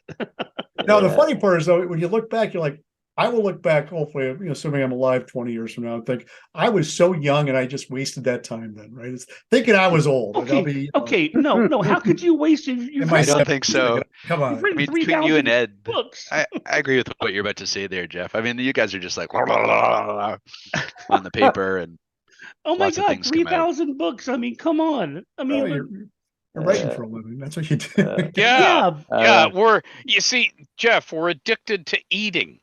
Yeah. Yeah, you know, Well, I am too, but I went and got a job. Like a smart guy. Yeah. Yeah. That's right. Yeah. That's right. so you're not like Okay. Neil Gaiman or Guy Gabriel Kay sitting 3 years or 5 years in a cabin writing their singular book. Wouldn't that be nice? Right. Oh my God. And those are the ones you hate, is that so-and-so spent 5 years in their cabin writing the great American novel, and it sells 1 billion copies in the first month. And you're like, Wait a second. No, awesome. Good for them, right? I mean, that's the trick, though. It's not an economy based on fairness. Yeah. Right. That's That's true. true. Yeah. It's not That's about how true. much work you put into it, or even Yeah. even honestly how much talent. I mean, a lot of it's just what strikes at the right moment, and you Yep. have no control over this, right? That's true. I mean, look at Harry Potter. I mean, the iron was hot. Yeah. You know? Right. I mean, well, and honestly, if Magical luck it, academies before Harry Potter came along, right? Yeah. yeah, Yeah. Joe Rowling shows up and it's like boom, and just to her credit, I mean, it's well written stuff. It's great, it has lots of hooks. People love it. But if it had come out 2 years later, it probably wouldn't have hit it. If it come out 2 years before that, it probably wouldn't have hit Well, when Yep. they hit it right. yeah. Yeah, same thing with Twilight too. Yeah, Diane it. Duane. Young writers are like, Yep. I'm going to do that. I'm like, you know what? Sure. Hitting lottery is not a business plan, right? You just can't Mhm. base your future on the idea that you're going to be one of the 0.001% that manages to pull this off. Sure you can. It's called the American Dream. There you go. You have a better chance of becoming published than doing Oh, the you have a better Dream. chance of winning the lottery, literally, than doing those kind of That's numbers true. off your first books, right? That's Yeah. true. And what were you saying, Stephen? Oh, I don't know. I'm just debating how many shirts I need to get and bring to Gary Con that says, "When is this old enough to know better going to kick in?" Oh my God, that's great. Okay, I do have a question that's Right on before everybody's convention mind. stops that, so. That's on everybody's mind on the internet right now, especially for gamers, is what is your gut? What do you guys think of? I know nobody's really seen it. Only a few people have seen the movie. Is the Dungeons and Dragons movie coming out? What is your feeling on the movie itself? I mean, we all know the plot. We all seen the campy. I mean, personally, I love the jokes and stuff, especially the Talk with Dead joke. If you haven't seen it, where they're doing Speak with Dead. He goes, you can only ask him 5 questions, and he's like, "Can you hear me?" And the dead guy's like, "Yes." That's one. And he's, and the whole thing goes through where he hits his 5 questions in like 30 seconds, and he's like, "No, it's not what I was asking," and the guy falls over. But they have all kinds of stuff. They go against the standard of what a druid can do in things. But what do you think about the movie? How do you feel about it coming out the way it has, and what are your hopes that it's going to do? I hope it sells millions. I hope they make lots and lots of money on it, and then people think, "Oh my God, we can actually do more of these things." Yeah, right? I don't think it's a bad thing. Yeah. Why would you want it to fail, right? Yeah. I mean, we've had D&D movies that didn't do well, and that didn't help anybody. I want a movie where if a non-gamer who is a friend or a family member and has never played D&D goes to see the movie and says, "So that's D&D, huh?" The D&D player can say, "Yeah, that's D&D," and be proud of it, not cringe. "Yeah, that's D&D, but not really."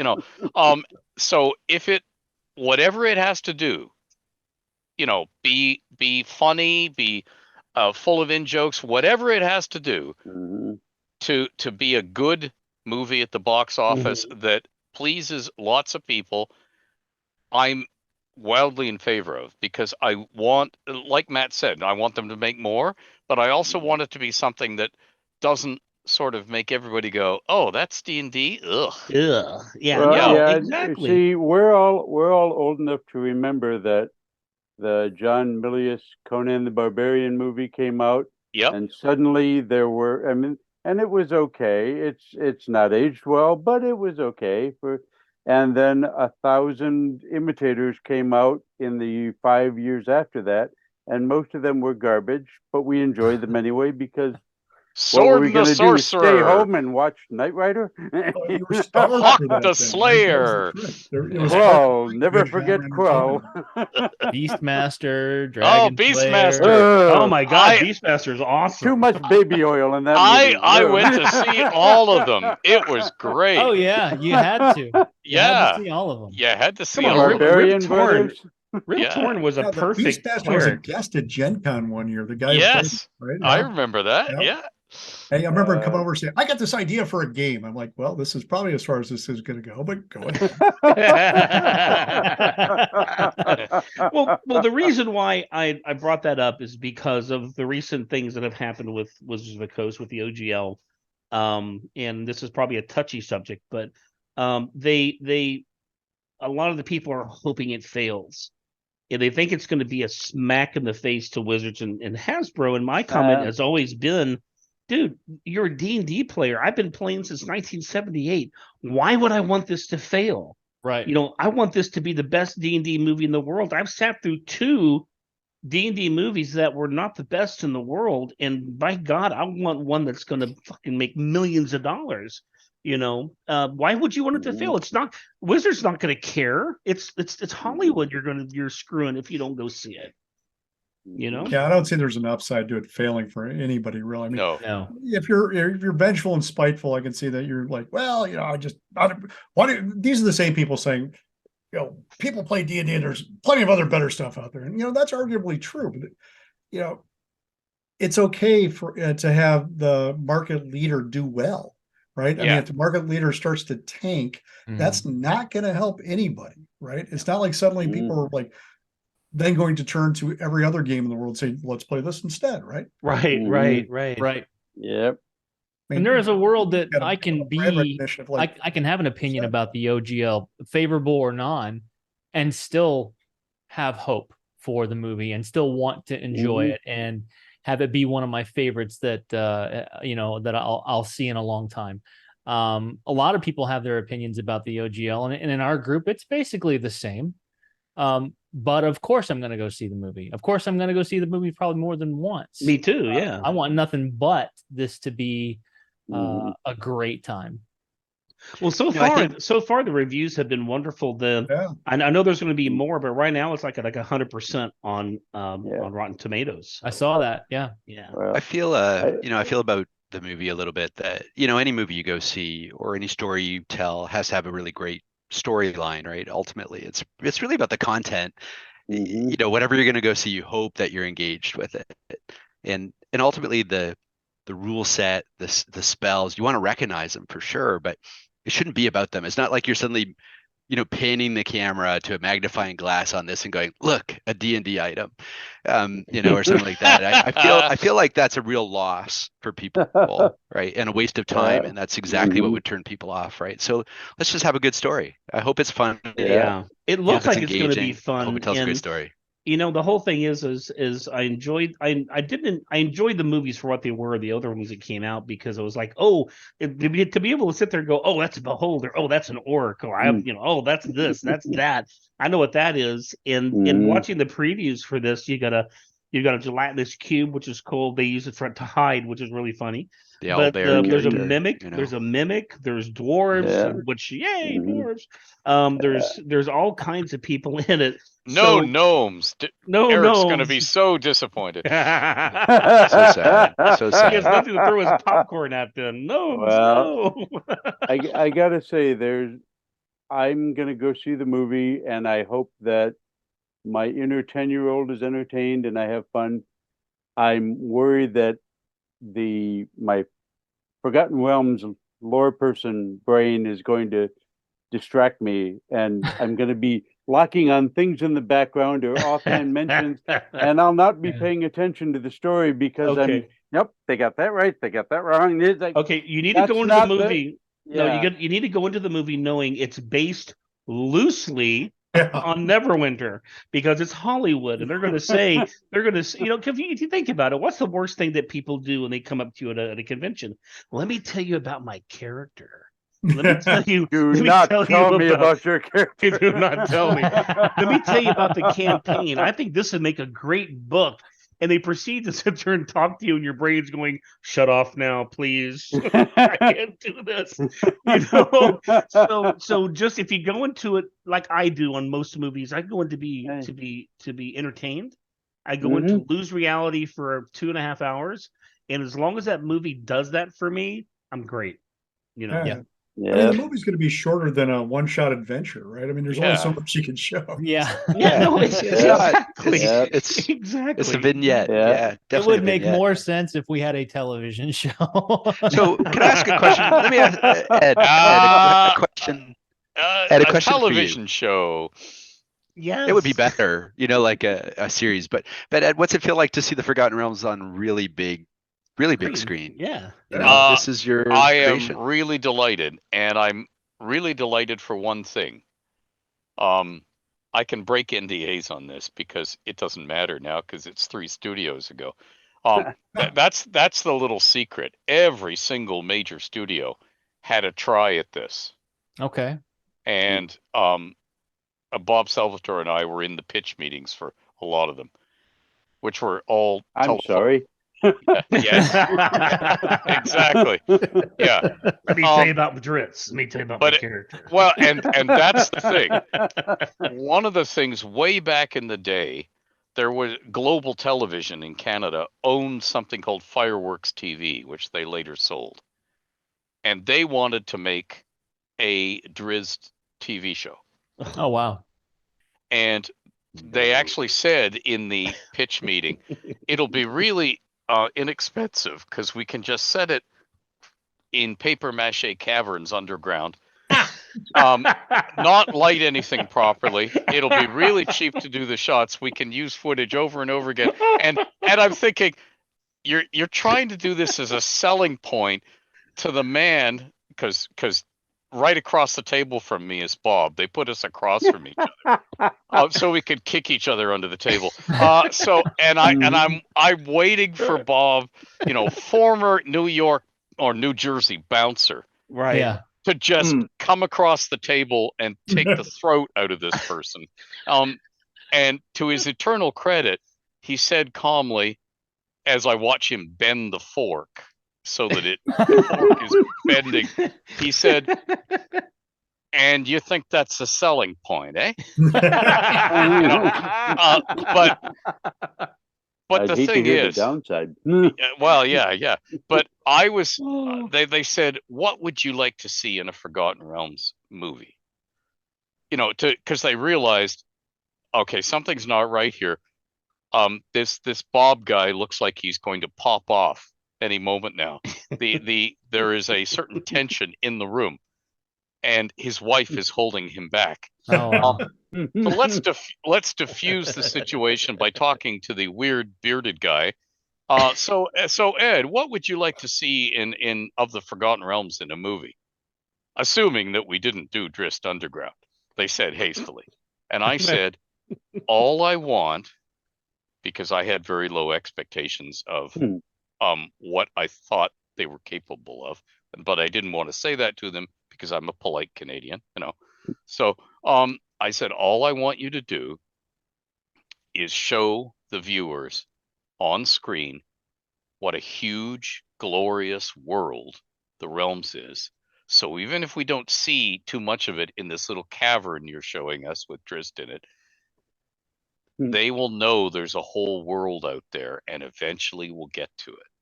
Nice. And they said, "Oh, that's cool. You should make movies, You're on this." And it was like, oh, for God's sake. But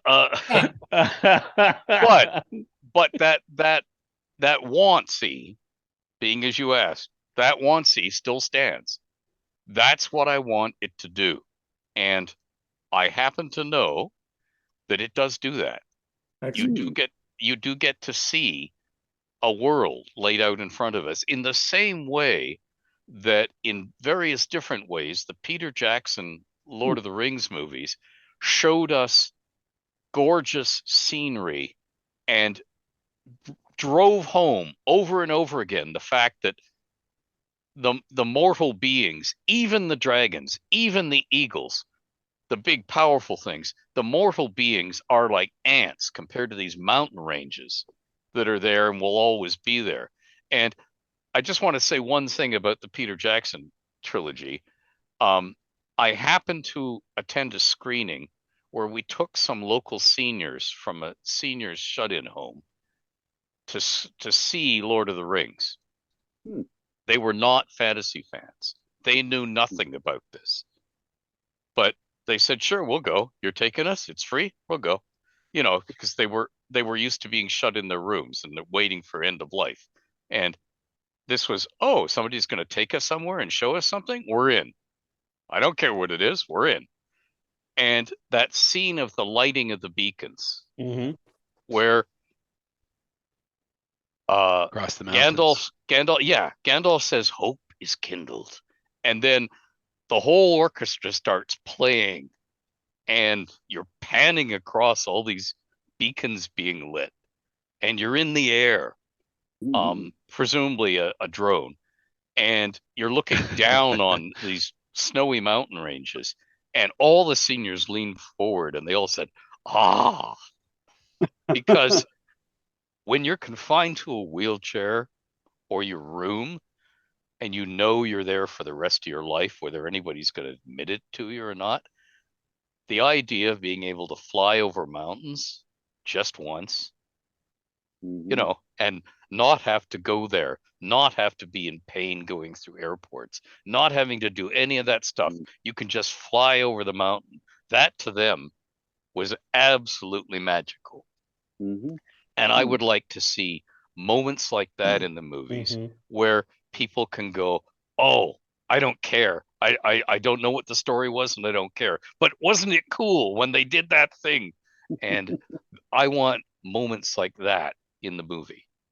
That to me is the big thing, because we all remember the smart ass quips. You were talking earlier about Harrison Ford. All of his characters back then, that's what they were. It was smart ass quip after smart ass quip. And Deadpool and so on. Now it's the smart ass quips we remember. And even in a fantasy setting, one of the best lines in the Jackson movies is in the Hobbit movie, where Radagast says, "Careful, it could be a trap."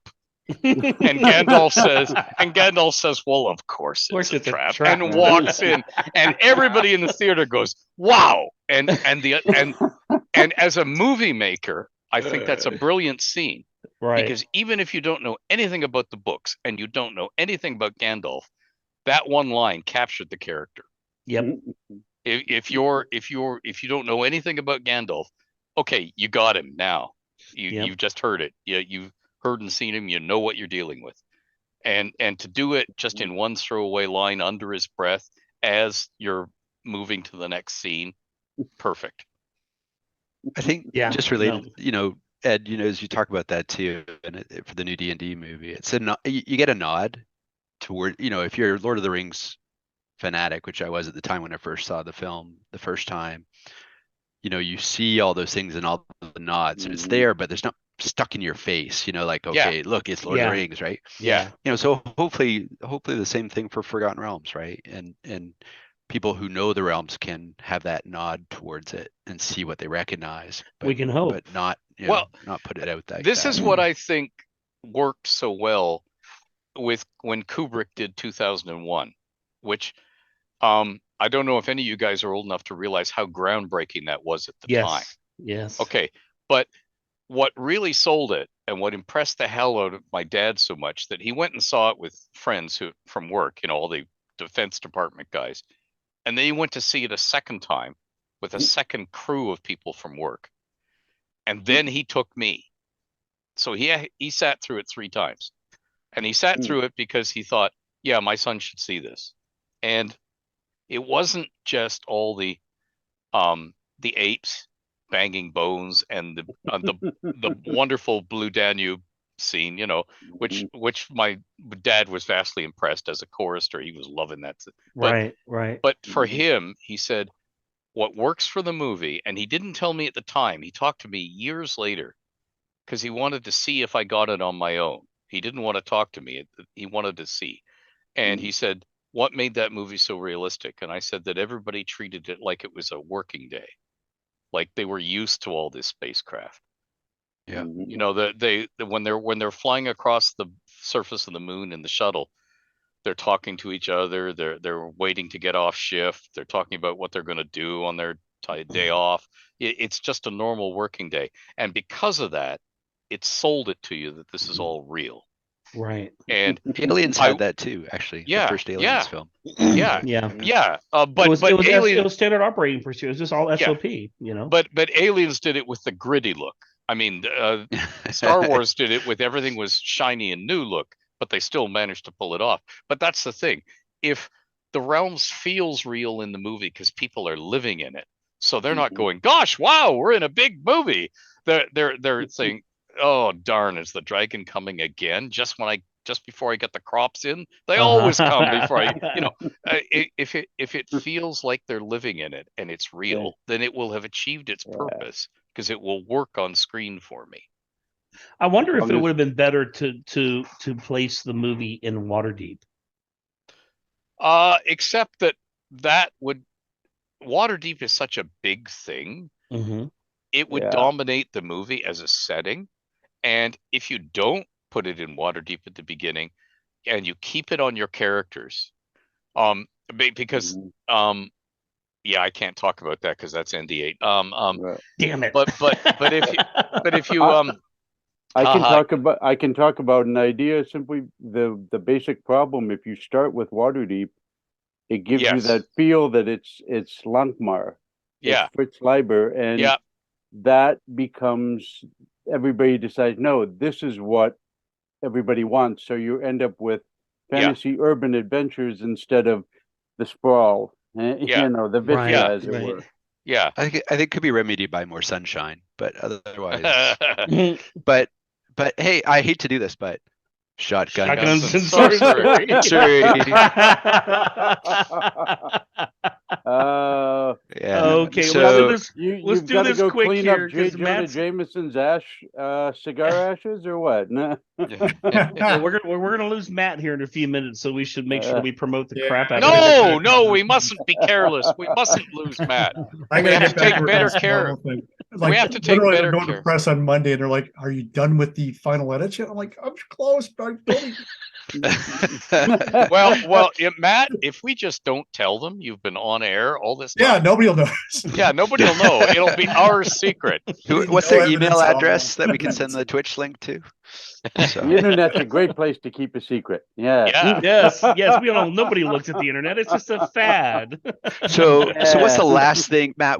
Is the last thing you'd like to say? It's about knobs and tubes. No. Well, I always have a great time talking with you guys, and honestly, if I had the time, I'd be here all goddamn night.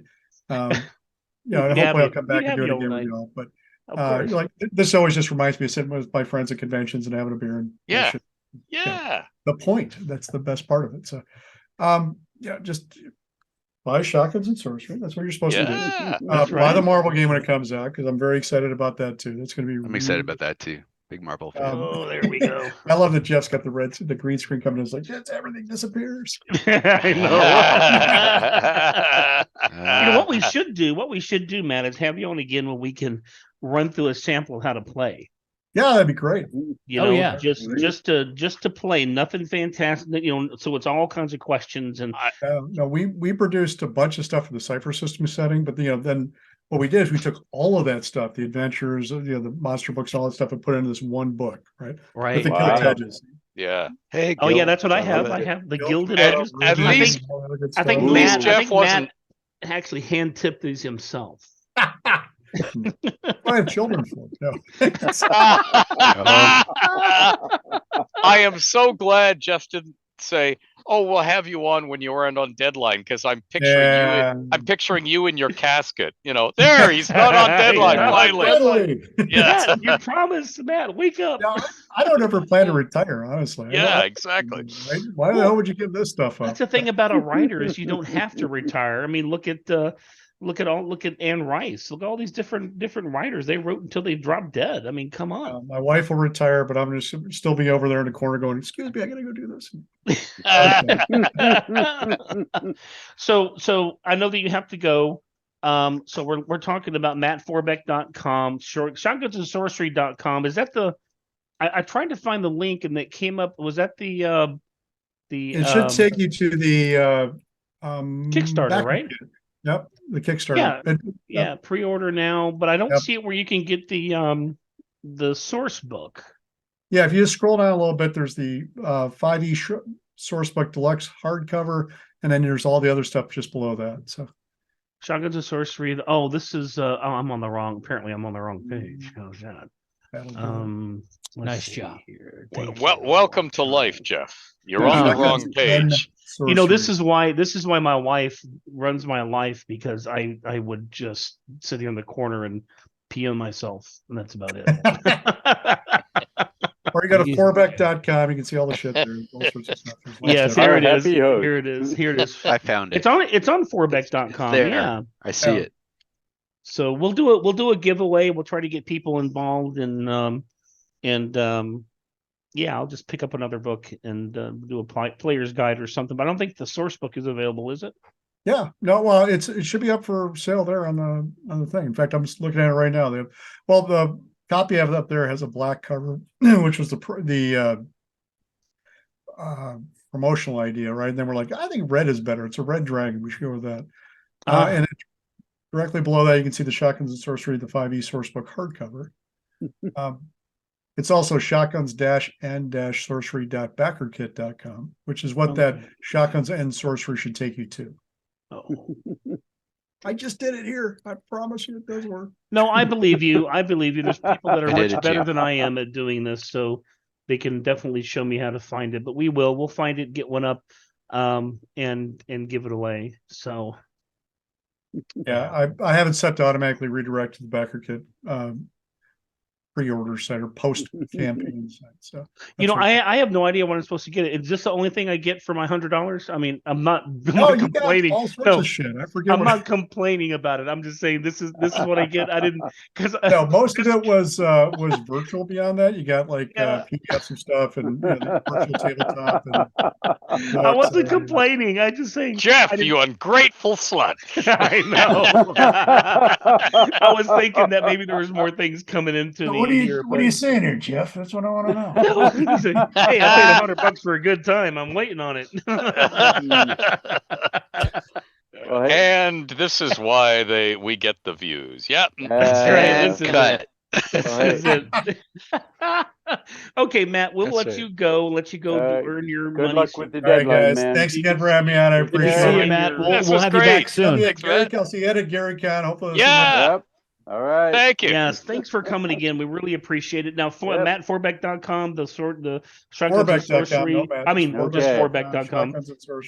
Okay. And are you on any other social media, like Instagram or? I'm on Twitter at mforbeck, and I'm on Facebook at Forbeck, and Instagram, and every other goddamn one that's ever been. MySpace, The question is, are you on Grindr? So you haven't taken down your MySpace page? Are you on Grindr? That's all I want to know. Are you just a sorcerer? I have a story about that, but it involves we'll tell it some other time. We'll tell it some other time. Okay. A different show, different channel. Take care. Really big show. Really big show. Take care of yourselves. Bye, Matt. Thanks again for coming. Appreciate it. Okay. So now that he's gone, let's start talking about all the multiversal walls falling among his properties. And it's the Forbeck verse, multiverse of madness. One world, real. Does that involve portals to the realms? It does. Oh, yes. Oh, my God, back in the days of Comics Journal, it certainly did. When Matt did that cartoon there. Yeah, that's right. Yeah. That's right. And also all the double diamond stuff he did. Yep. As well. No, absolutely. I can't speak of those. Sorry. Why can't you speak Sure of you those? can. I don't want to. Oh, okay. No, that is perfectly sensible. That's different. I get that. That's different. Yeah. I played that game a long time ago. Yeah. No, actually, one thing I was going to mention. I don't know if anybody's read the Laura Ann Gilman fantasy author. She got a trilogy from a couple of years back called The Devil's West, which was twigging in my back brain while we were talking shotguns and sorcery. And it's a alternate history fantasy where the devil owns a large chunk of territory that was in used to be owned by the French or something. The Louisiana Purchase never happened, so it's a fascinating thing, but it could easily fit in the same vein as shotguns and sorcery. There's some cool stuff there. So like I said, we'll have him back. We'll actually have him run through how to play the game, how to make characters, things to do. I would enjoy that. I think that would be awesome, actually. So I meant to ask him a question. I wanted to see what his, other than the games that he's designed, what is a regular tabletop that they play at the Forbeck household? That's a good one. I would, if I had to guess, I know that he always had an annual, at least an annual game of Munchkin at Gen Con with Andrew Hackard before he passed away way too young. But but I think Matt is kind of like all of us. He's played so many things, he's not going to be able to pick out a favorite. But yeah, I always think that's one of the most invidious questions. What's your favorite? That's like asking a man like Matt, who's had all these children, what's your favorite child? How is he supposed to answer that, you know? Yeah, exactly. Which one's your favorite? Ed, who's your favorite friend? No, sorry. Who's your favorite Canadian? There you go. Oh, I can't tell you. You just say they're not here. But she's no. It's not Rob Ford. We know that. No, it's not Rob Ford. No, strangely enough, it's not Rob Ford. No, but I think a much better way to always phrase that question is, so if you wanted to try something different tonight, what would leap into your mind to play? Because then they can talk about what they've managed to grab copies of. And it sort of deflects the question sideways, and it's way more interesting to find out from that point of view. Yeah. Right. I like the thing of, what's the last game you played that made you go, or made you laugh out loud, or really grabbed your attention? Like I just learned last week, first time I finally played Wingspan, and it's a fascinating game, and I like it, and the feel of it's cool. Is it an exciting game? No, it's a game of bird watching, but it's got some interesting mechanics, and it's a very beautifully put together game. Yeah. But for Michiganians, that's like the height of entertainment, though, isn't it? Oh, Jeff. I'm sorry, you blinked out on me for a moment there. Oh, Jeff. Oh yeah. Okay, so let's make a magical item or two. I'm good with that. So I have here, I think it's the first time I've opened this 5e Dungeon Master's Guide. So I have a magical item table here. So it's my job. It's our job to figure it out, but it's you guys. It's going to be Ed's job and Steven and maybe Grant to kind of flesh it out. So tell us about it. What? Oh, I thought we were supposed to have something written up ahead of time. I did. Oh no! If you did, perfect. No. This is like improv. This feels like. Let's see what the dice tell us. Come on. I'd rather hear what this is. We've got no. I want to see what he had done up before time. Yeah, me too. Lets us all off the hook. Well, now I got to kind of like the improv thing. Okay. Well, let's say. Go ahead. Unlike previous times, I didn't try to come up with like an artifact or a relic or whatever, though it has ties to a church if you want it to. Okay, sure. But I tentatively called them Rings of Praying with an E. Okay. They are an old. They're considered a heretical item by certain religions, but they're made. They used to be made by priests of Malar, way back when, the Beast Lord. I think I'm remembering this right. I don't have gods on the brain like Eric Boyd does. I don't remember them all perfectly. No, he just thinks of gnomes. But the first time these popped into the realms was back in the days of the Shun Imperium, where they had a part to play with, hunts that the nobles like to set up.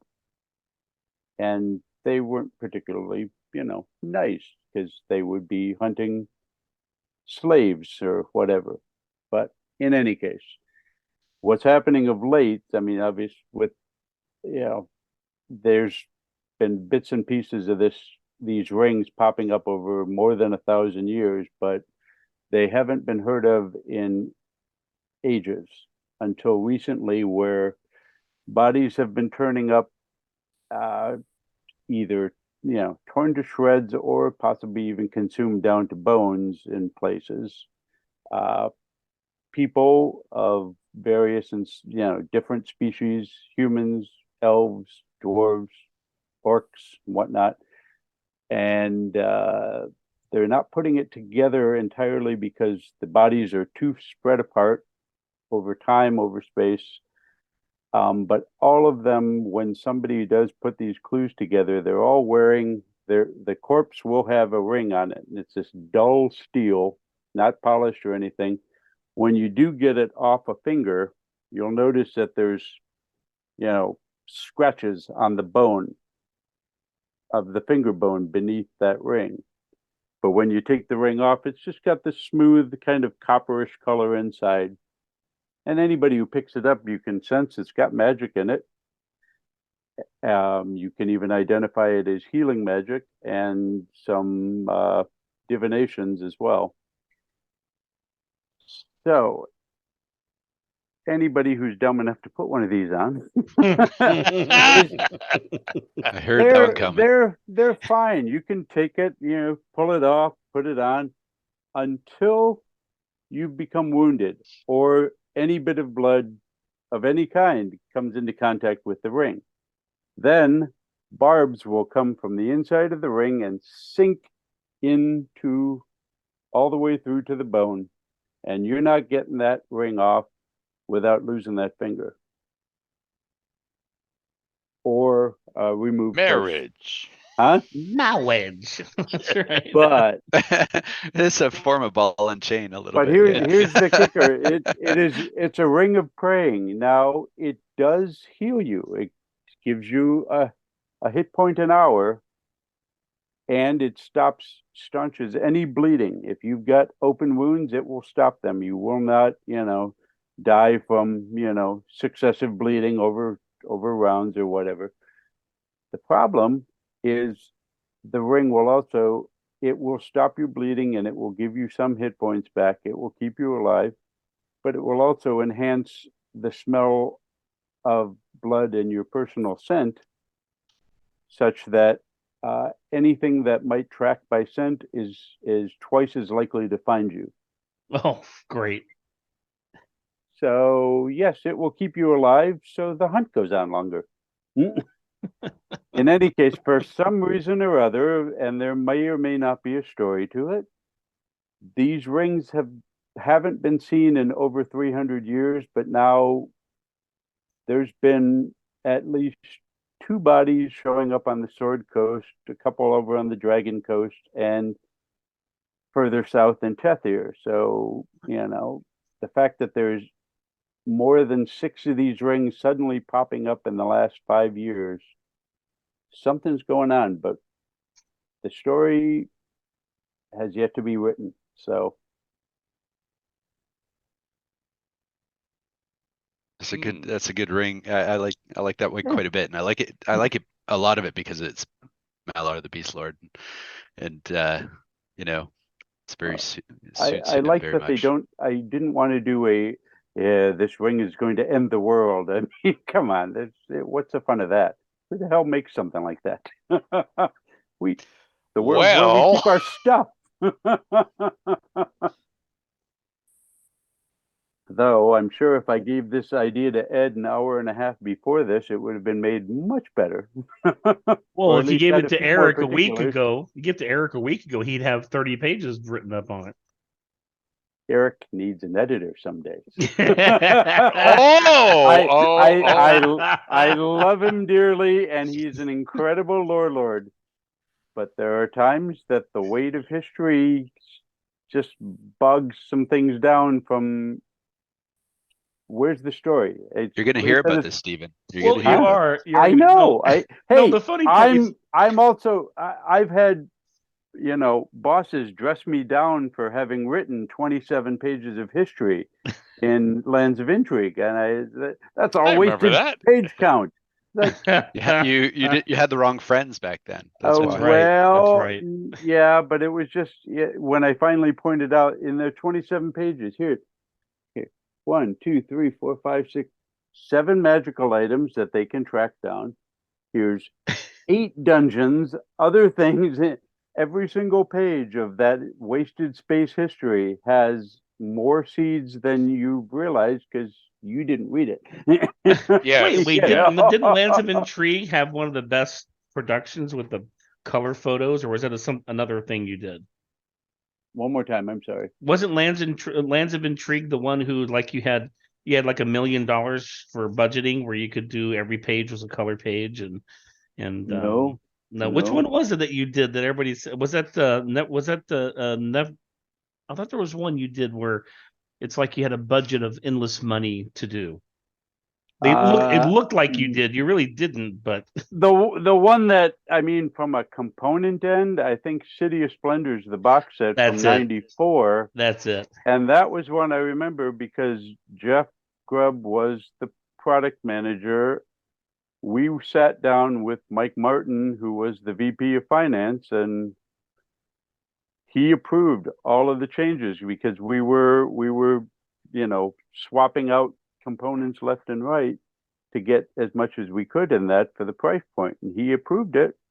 So if that didn't make any profit, well, that was on his head, not mine. That we got his approval to get in all these components. He's like, well, if we give up X number of pages, can we get cards for them? Like, I think we were basing it off of the Undermountain box, and well, if we don't do all those little half-sized cards, can I get a few more pages in the book? He says, oh yeah, man, that's so that's why we got the 3 books instead of 2 and so forth and so on. But yeah, all of those posters, I think part of it was we felt we had to do all the poster maps because they hadn't been done in color since FR1. Right. Or was it? No, it was City System was the last time some of those maps hadn't been done. So I remember that. It had been more than 10 years. They were due. They were due. Okay. Would you have any other? Do you have any other magical items you drew up in the pre-show? Nope. I'm waiting for my brain to translate what you just said. Oh, sorry. Do you have any other magical items you did ahead of time? No, that was the one that I toyed with, and just the idea of finding bodies out in the wilderness that look like they've been torn to shred by animals, but you don't know why. But you don't know why, and you can't necessarily track. You can't track down. Yeah. See, those Canadians, I learned their secret earlier this year. They take all their anger and hate and they put it in Canadian geese.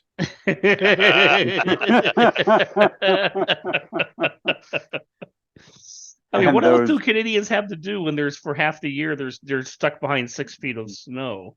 Jeff, this is a family show.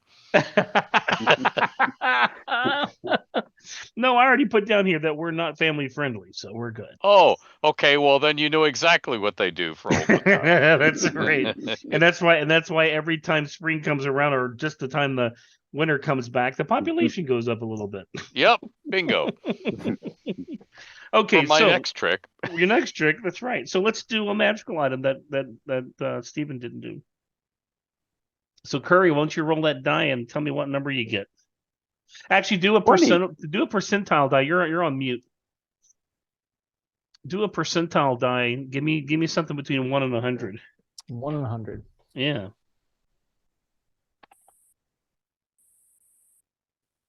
Looks like 93. 93.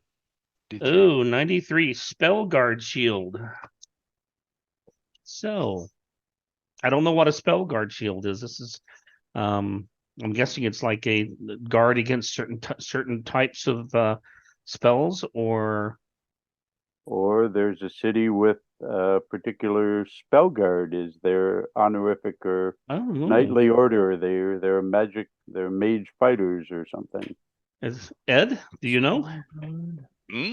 Well, shield. We already have Sahara Guard or Spell Guard for It short. says, while holding the shield, you have advantage on saving throws against spells or other magical effects, and spell attacks have disadvantage against you.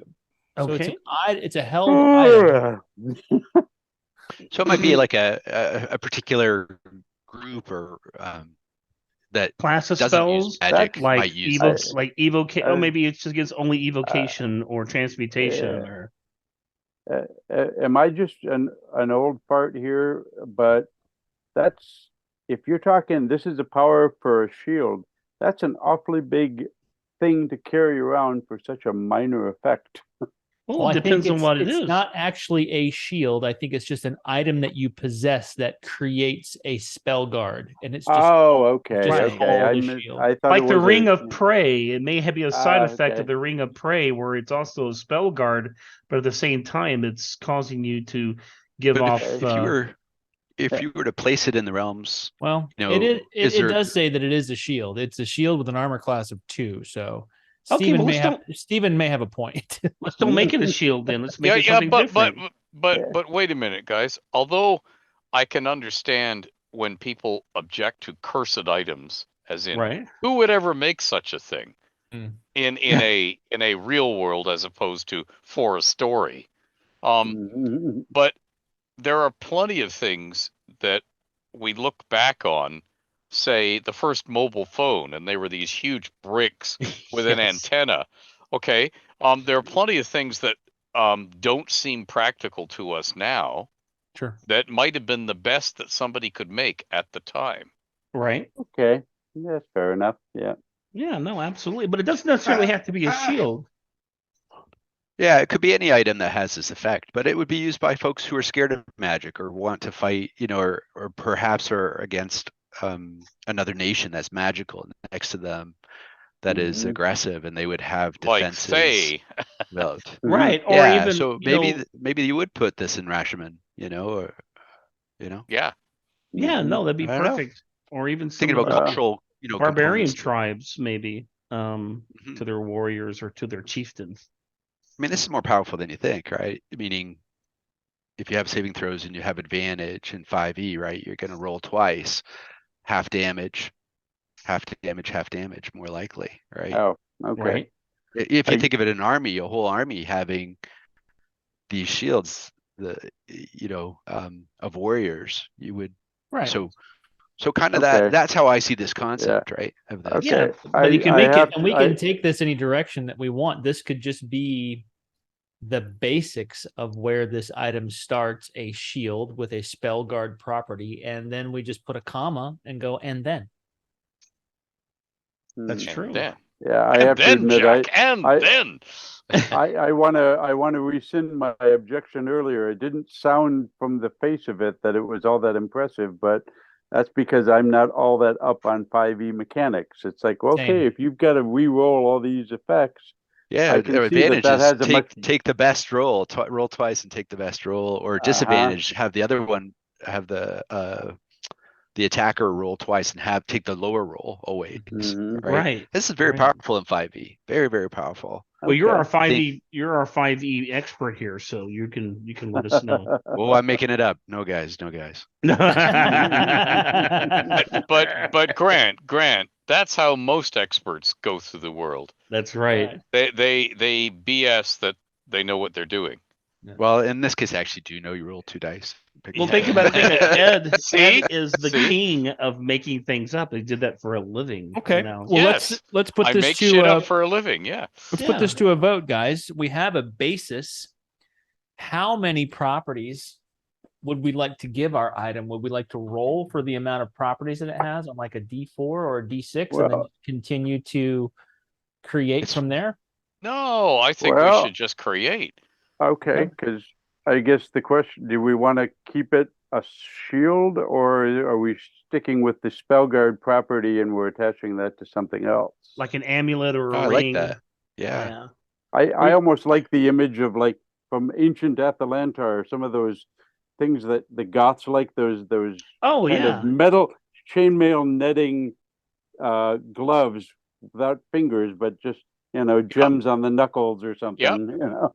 What Sounds about good to me. what about it's almost like a christening of a barbarian baby of Rosh with this property? Yeah, it becomes innate. I'm trying to make it more realms. You want to make it a tattoo or something, or a birthmark? Tattoo. Yeah, tattoo. A be Spellguard fantastic. tattoo. I like the idea. I mean, well, then if we're Alias, we'll call her Alias. Alias. If we go that far into current relevant content, could we not take that from the tattoo idea to a spell scar idea? Sure. Spell scar. Oh yeah. Yeah. If we're talking about current relevant times, I mean, yeah. And everybody feels sorry for the poor little baby who's born with that nasty spell scar until they see what it does someday. Right. I think I may have jumped out of the realm of what we were doing, because now we're not creating items anymore. We're just giving something to someone naturally from an event. Yeah. You My bad. are the item. And thus our story is born. Is there any other effects you would, as you said, there were properties, right? D4, what, I mean, this is pretty powerful in its own right. Would you add other properties other than characteristics or cultural elements? Would you actually enhance it, change it? I mean, we could make it more prevalent in a certain society, like you said, like in Rashomon or something like that, or somebody who would really need that protection, that it's enhanced, like there's a cultural enhancement to it. Maybe they're attuned. I don't think they still do attuned. They still do attuned things in 5e. Yep. Do they? So they do yeah, indeed. you could do yeah. So if you use it just as a regular person, if it's, let's say it's a glove, or partial glove, like you said, a ring with chainmail hook that goes around the wrist, you would say that, they get this one spell shielding effect. But if you are of certain descent and it's attuned to you, you get that plus like two other things. Okay. Yeah. Let's Why not? You can enhance it to a spell reflection instead of just, instead of it being a, either or for effect. It's you just reverse the target to the caster, original caster or something. You know what I would like? The fact that it isn't your lineage or something, or your race or your class or anything. It's if you accomplish something, like go on a quest and do something. Because I always thought it was a real rip that, it's you get the treasure and you can't use it, wrong class for you, so I'll keep it. That sort of thing. I used to think, what a rip. I don't like that either. Yeah. No, you're right. You're right. So it could be something like it's like it enhances your rep. Even you could say, it could be anybody who can use it. Yeah. You cannot wear the Duck of Doom upon your That's helmet. right. Nobody. You are not a gnome. Nobody picks up a duck in a dungeon. What are you, crazy? Dear. Okay. So what other enhancing qualities would it have? Not the Duck of Doom. I was gonna say that's all I'm thinking of now is the Duck of Doom. Well, and maybe it's not maybe part of that quest to enhance it is you take it to a certain site, and the person who bears it, assuming you take it and you immerse it in the waters of the this Mandalore? No, I'm trying to remember. There's the Unicorn Run in yes. You take it in the to high a particular forest. You take it into the pool where LaRue allegedly bathed for an evening or whatever, and that will enhance the powers of this thing 100-fold. LaRue's skinny dipping pool. Let's go with that. Let's go with that idea of an enhancement from LaRue. Or one of the things about being in a party or a group that one of the characters has this shield or a device is we would love the attacking magical creatures or other NPCs to attack this. Beware of this because they're more protected. Maybe there's an attractive quality, more likely to attack this character with magic, because of whatever, so that maybe that's an enhancement. It has more likely. It has the drawback of it's a target for magic. Yeah, but they're the best protected against it too, right? Yeah, they're right. Always, Okay. Yeah. It has a taunt factor of, yes, any magic user is going to see that and say, that's the guy I've got to shoot. Yeah, it's got a certain it's got a certain gleam to it that says, I want that, so I'm going to go after it. Okay. He has that certain je ne sais blast, Je ne sais blast. I want it. I want it. Like if a red wizard of Thay or a Zent or saw it, they go, I'm gonna go get that thing.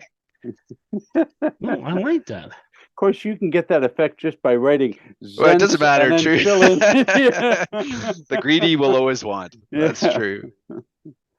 But so that's one enhancement. Oh yeah, I like. Of course, what would you call it? What did you call it exactly? What enhancement would you call it? Drawn attention? I don't know. No, they already used the phrase attraction in the game for that. Right. Oh, okay. I don't know, Gleam of the Vorax. I don't know. Oh. Vor of the Gleamax. Oh no, you can't use Gleamax. No, not the Gleamax is here for you. They don't have sweet, happy memories of Gleamax. No, they don't. I was thinking of the Orumvirax. Right remember that creature, the Orumvirax? Yes, I do. That's what I was thinking in relationship to. Yeah. I can't find Gleamax, but I found a Game Hole Con Orc. I've got Gleamax here somewhere. I have the little brain. Yeah. So do I. I have the little brain somewhere. Okay, so and that's a high lob for anyone. Yeah. Sorry. Would we want to give it some other? I always, there's a part of me that always, the few times I do play fighters, I'm always torn between, I want the extra ability of having the shield, but sometimes I do want to be able to fight two-handed and still have that defense. So it's like having some way for the shield to stay with me without having to hold it would be, handy. Oh, I like that. Oh, Almost so it can float midair. Yeah, it kind of hovers like a shield, yeah, like a wizard shield spell, but a physical shield. Oh, you mean like the cape for Doctor Strange? Yeah. Oh yeah. I mean, if you're a barbarian doing two-handed stuff, it would be awesome to have that shield, right? Yeah, it would. Yeah. Well, so let's talk about. I'd rather have Thor's hammer. When he says you forgot your umbrella, and you hear crash, crash, crash. Boom. So we've got a cousin. We've got a dancing sword spell, right? And that's true. That animates by itself without being wielded by the caster. Some kind of derivative of a dancing shield. Yeah. So it's an actual item that floats freely and acts in defense of the wielder, caster, possessor, however you want to define it. You could even tie it to a cleric and have it be literally, you have spiritual weapon on the cleric spell list. Why not have spiritual shield? True. Something more akin to like what a crusader style cleric would be. Would that fit? Yeah, sure, that'd be fine. Okay. All right. Mm-hmm. I like that. Yeah, because when you just say dancing shield, I'm thinking, and there it is, fox trotting across the. That's right. So we have to. Pretty soon your barbarian is doing the moon dance across the middle. Yeah. and the shield is doing nothing but reflecting light into Zaztam's eyes. Yeah. Sparkling lights that come down. There is there is a Realmsian 3.5 item, the Hammer Sphere, which you conjure the hammer, right? It's a dwarven item. and it floats and attacks on its own. So Yeah. I mean, there's lots of items that float like that. I almost think of almost like Star Wars and Luke and the little thing. He's got to hit the blindfold. He's got to hit the little floating. Right. Yeah, the orb, trainer, right? Yeah. Yeah, the trainer. So almost, but this is on your side, right? This is fighting for, it's really Correct. defensive. It's as spells coming towards you. Hey, it's moving in this way, maybe staying within a few feet of you at all times. And heck, if it is raining, you can just have it hover over your head. That's right. Oh, yeah. What is it? It's a tower shield, right? It's a doubles as an multitasker. umbrella. The other, if you really lean into the anti-magic theme of this item, the other thing it could do potentially, and these are all different properties. I can't imagine giving this all to one item, but just one of these things. But it could be, hey, in the quest side, we talked about a quest for a barbarian, to go after a necromancer or an evil wizard, whatever it is, sorcerer, whatever it is almost like, when you're in the proximity of magic or evil magic, that the shield could point the way to the evil magic too, like a compass. Almost like a compass. Like if it has that floating capability, it could lead you to that evil magic, So whether it's very local within like range. An aura of detect evil. Yeah, and probably even more specific, detect evil magic, right? Or something like, Yeah, but limit it sharply in distance. Range. Yeah, probably. Range. As in it only detects necromancy or.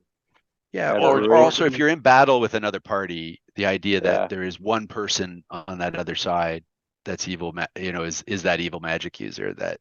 Or did you mean something more physical, like a linear detection, like a cone or a distance, Ed? Yeah, more the following thing, I think. But yeah, I was thinking keeping it very limited because the game has been moving away from long range and infallible or really powerful detection because it takes away role-playing opportunities and it handcuffs the dungeon master who's trying to put traps in. No, that's a trap, sort of thing. And while that's fun for a player staying alive, it actually each time it's taking away role-playing fun. Okay. And it's taking it away from the table, away from the it's just it becomes an automatic power thing. And I agree with that. Let's shutter that sort of power. Let's make it let's make the game more interesting by you can still be surprised by things. It's the old thing of if people can mind read, it's harder to tell a murder mystery. If you're writing an old golden age murder mystery in which nobody knew about fingerprints or blood types or anything, it's easier to do something.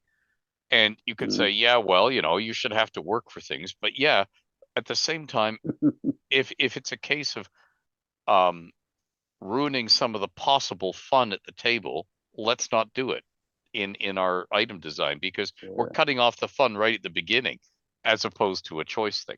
Right. So maybe that kind of detection is not desirable, in the game, or very limited, very vague.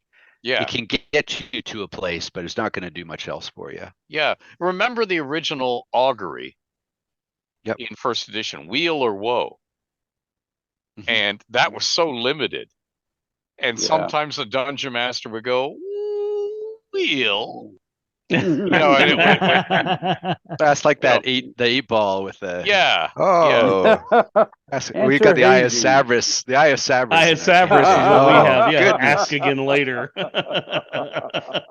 Just send you in circles. Send you in circles. Excuse me for 1 minute, guys. I'll be right back. Sure. Should we move on to another magic item? Sure, absolutely. So we have the we didn't give a name. Fun, though. We didn't give a name for it though. We have the dancing shield of Baba Yaga. I don't know. Let's not have any more Baba Yaga stuff. Come on. I know. It's like there was only one shop open in the entire eastern Russian steppes, Here we have Baba Yaga. Yes. We have Baba Yaga's clothing. Over here we have Baba Yaga's bed. Yeah. No. Yeah. Yeah, and it becomes the same sort of joke we used to get in Britain. Henry VIII slept here. Henry VIII slept there. Here. Henry VIII, it's like, okay, we get it already. He was a slut. We understand. Yeah, we get that. Pretty much just say he slept somewhere, everywhere in England. That's all you need to know. Yeah. Okay. All right, Curry, roll another. What would you like? Percentile? No, let's do another magical item here. Do a percentile again. If I like it, we'll do it.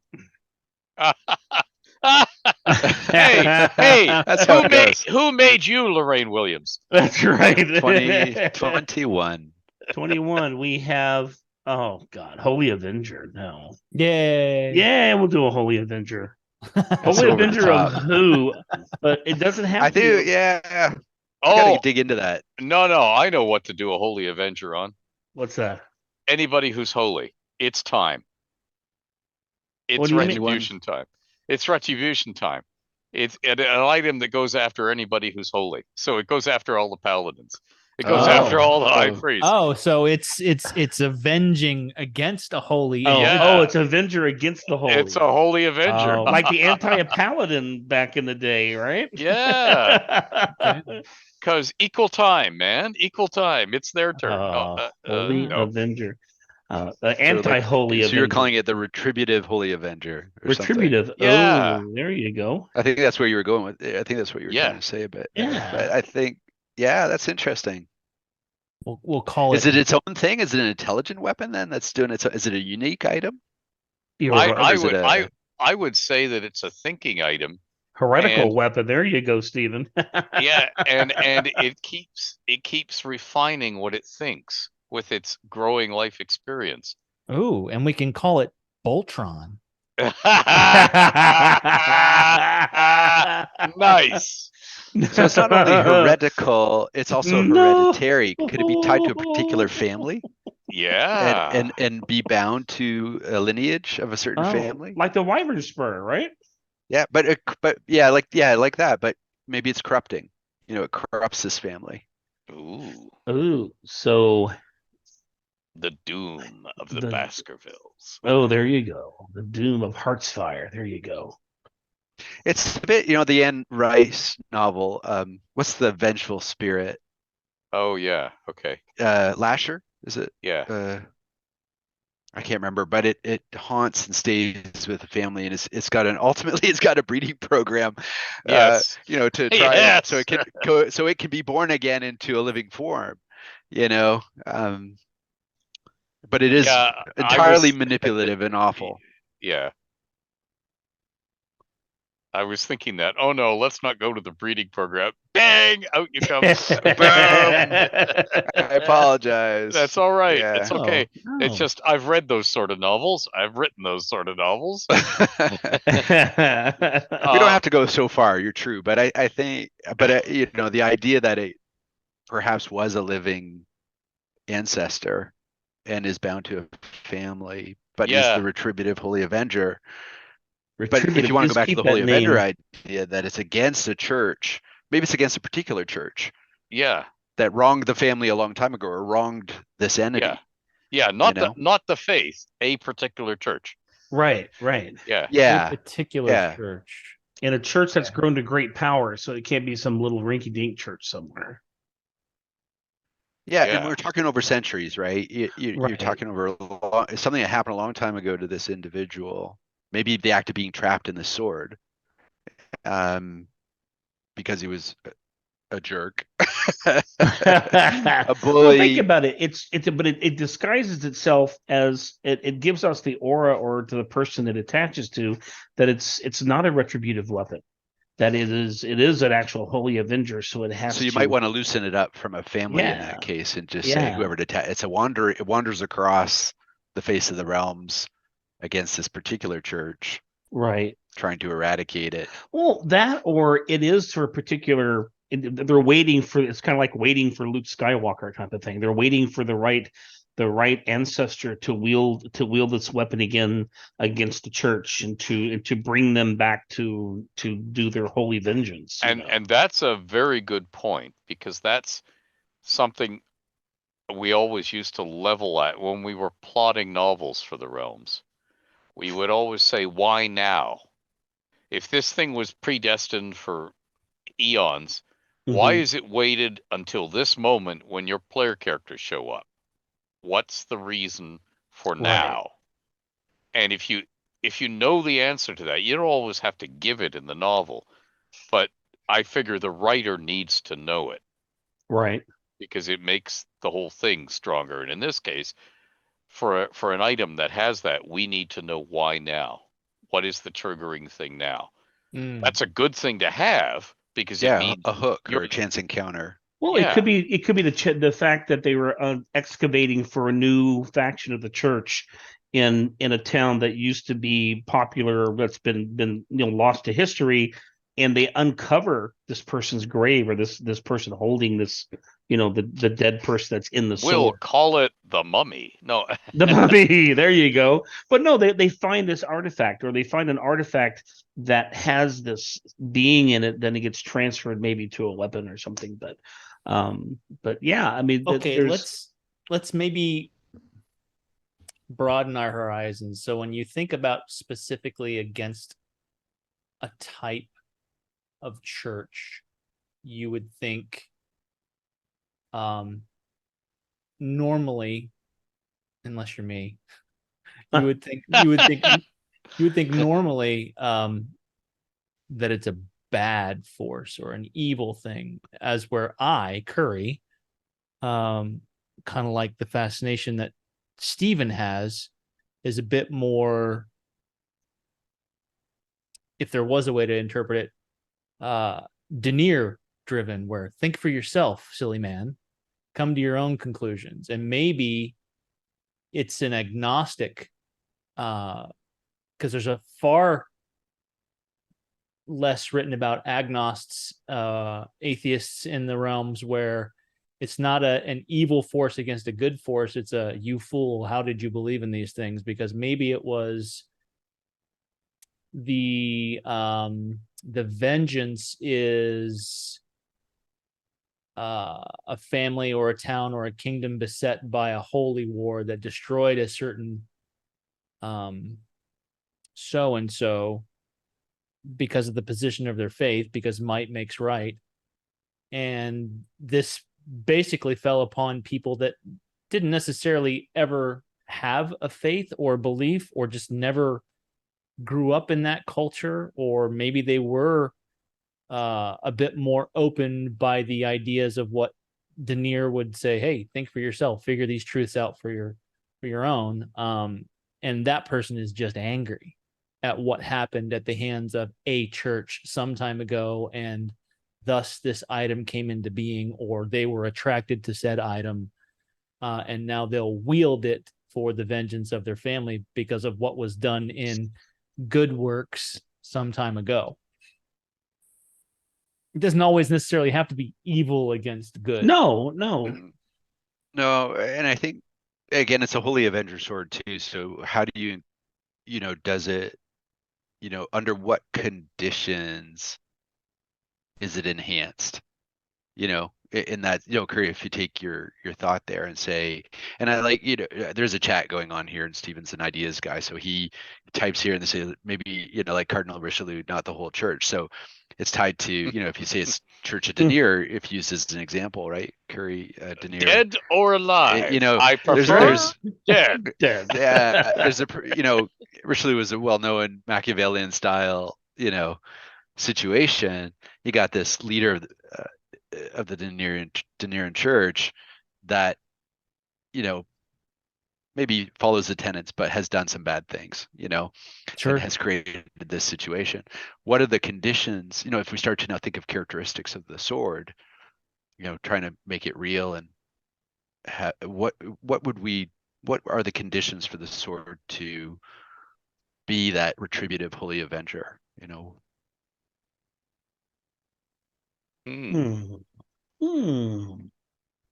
Because again, you want the player characters to have some agency here, as opposed to the dungeon master knows all this plot stuff because, hey, it's in the rule book or whatever, and it's just going to be done to the player.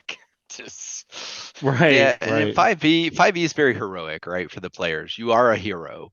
You are meant to succeed. You're meant to know things. You're meant, as you said, the agency side, right? So in some ways, if the right character gets, and you said this already, Ed, gets this sword, they are aware, and they can choose to flame on or flame off.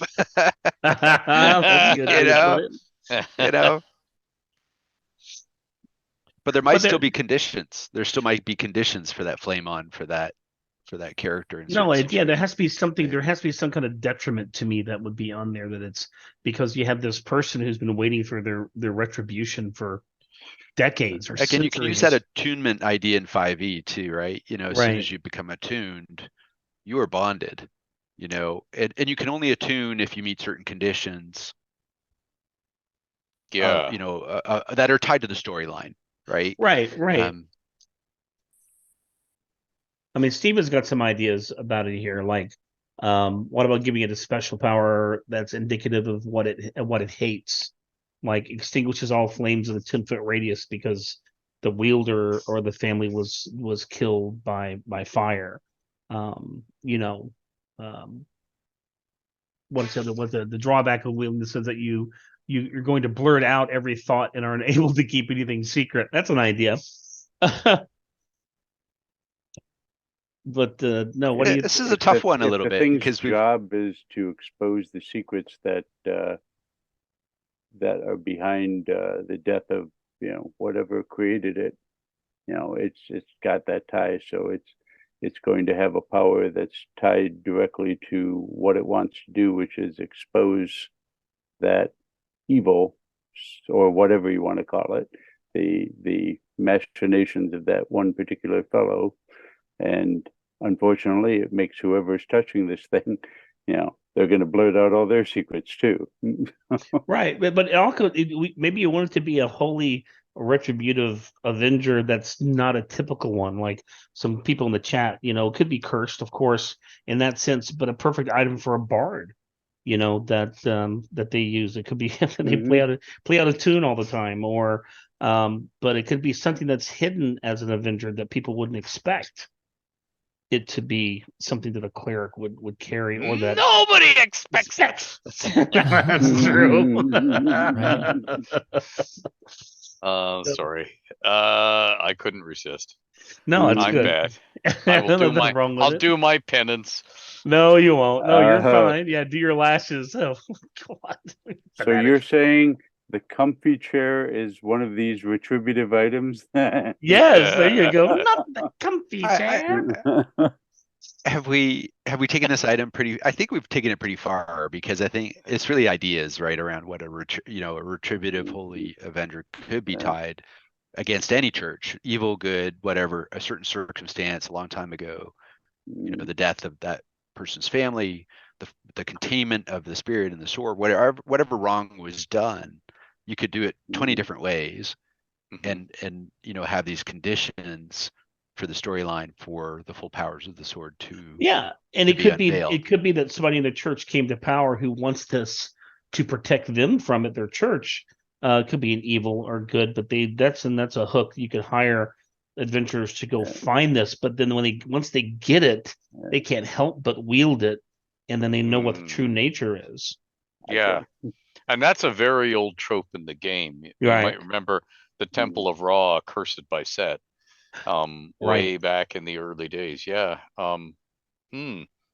That's a very intriguing thing, because it again, we're pointing the way to future stories. Real good, Steven, go ahead, dude. Thanks for coming, man. I appreciate it. Have a good night, guys. All right. Hopefully we'll see you. Hopefully we'll see you Saturday. I don't know. It just depends on. I hope so. We'll see. All right. All right. Bye. All right. Awesome. Now go ahead, Ed. Sorry, didn't mean to interrupt you. No, that's okay. That I got to the end of what I wanted to say. It sets up stories, potential stories, but it doesn't handcuff the DM and players into, you have to pursue this. Right. No, exactly. I like the idea about how it could be attributive to one's character and one's secrets, because, of course, some things from the disadvantaged side, you would not want to have revealed. But from someone of a great character and has a really cool moral value that has things that they've kept hidden from the public, things come out about them of things that are virtuous and or important to them, that kind of explains not necessarily the retribution that is about to occur, but rather the revelation of the two truths. It creates like this reckoning between the two revelations of what has been kind of outed between the wielder and the person they're about to reckon with. Yep. Yeah, no, I get where you're going. Yeah. Yeah, it's a very powerful storytelling device. I don't know if we need to go add characteristics, because I think depending on the church, depending on the situation, or the retributive party that the sword is after, you could really play with all kinds of characteristics and that are specific to the story. And then once it's also kind of cursed and not cursed, right? Like if it's really got an affinity in the storyline for a particular player character, are you cursed because you can't get away from it, or is it become part of who you are and you move forward with it? No, exactly. And plus, there could be a thing that if you actually heal the item by relieving its pain, because it's only a certain thing it has to do, that it becomes your weapon attuned to you, and it loses the retributive part and just becomes a holy avenger. Yeah. Once the quest is fulfilled, it could be something different. No, exactly. Exactly. Once it's done, but then again, it could be killing a whole faction of a god. So therefore, it'll never end. No. Yeah, a life quest that just perpetuates the evolution between the wielder and the weapon. Yeah, like 15 seasons of Supernatural. Right. Yeah, it's a great storytelling device. We don't need to add a bunch of pluses. It becomes about the relationship between the wielder and the item. Yeah. That's right. I agree. No, that's true. Should we try one more? Let's do one more. Let's do one more, and then we can call it a night. I know that I have to work tomorrow. Do we have a name for it? You guys want to think of a clever name for? I would just call it a retributive sword. Maybe if it's just a generic item against which you could create many story templates against it, you could almost just call it a retributive template. And then it could be swords, it could be wands, it could be rods, it could be rings, it could be whatever. It's almost a template. Not necessarily a name for the item, just the basic understanding of the idea. Retributive magic item here. Template, I like that. And why the DM can place it anywhere in their campaign for anything, and it does, it could so. Yep, and you could nickname it Cardinal Richelieu. There you go. There you go. I do like that.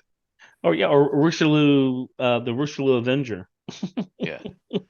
So I drew trusty Cardinal Richelieu, first time he's ever been trusty, and drew him from his long rest in my side. And I'm gonna throw Jeff under the bus, and he's gonna hate me for this, but I'm gonna do it because I can. Great. With the time that we have left, and since we've got a little bit of an audience,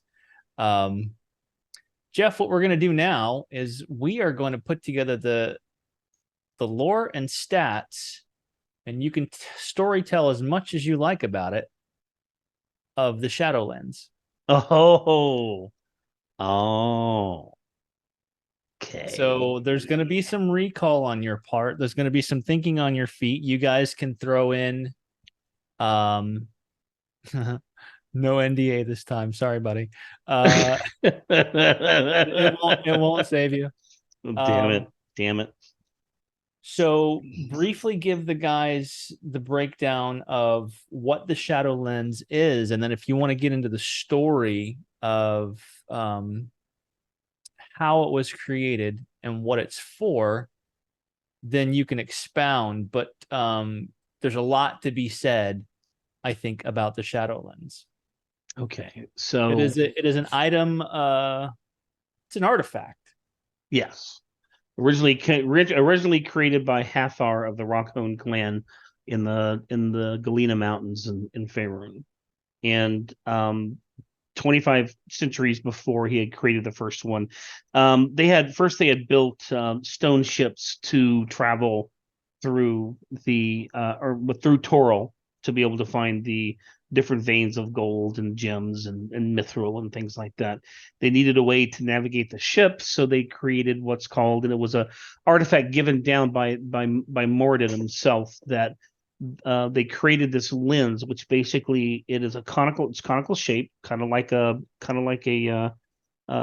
well, I say a lens. It was kind of like a cone, So the cone, what it does when it's put in complete darkness, it siphons the darkness into a viscous oil called shadow oil, and the shadow oil, when used on the rocks, the rock ships, make them able to pass through stone like a ship on the ocean. So the rocks just part around it. It isn't that they don't go through them, but it actually pushes the stone out of the way like they're air or water.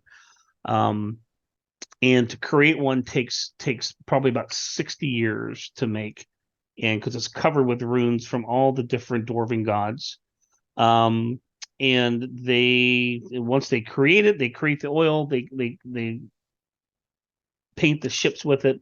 Then they have to use clerical magic to Moradin or whatever gods they're using, they're praying to for that clan, and they create the magic to actually push the ship through the stone, and then to find these veins of riches. So now, where the dwarves in particular are concerned, there was a companion item. Do you recall the crown, Jeff? Oh, you mean the helm of Dagon? I believe it was the helm of helm of Dagon or something like that. No, yeah, helm of Dagon was basically a helm that a person would wear as they're at the helm. So it was a hat. It was like a crown. So they would stand on the con of the ship and be able to see into the stone, and they could see where these veins, when they got close enough, they could direct the ship into these different veins to collect the mithril or gold or whatever. But they can't see into caverns. Caverns show up as a large dark area of empty space. So when they see those, they know they have to steer around them. So that's kind of it. Guys, jump in anytime. Yeah, I'm just thinking about the concept. I mean, I really like the ship, with the runes and the movement through stone. I wish talk to me about to see that novel. Because, yeah, the consequences the consequences in the world setting of dwarves being able to sail through stone. Yeah. And it could be a lost art in a way, in the sense that they can't travel that way today. Right.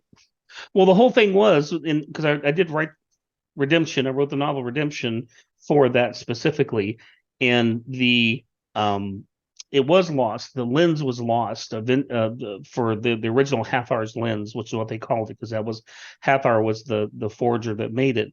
So Gadlin decided to recreate to help, because the dwarves had been starting to fall away from the gods at that point, and they needed some way to recommit themselves.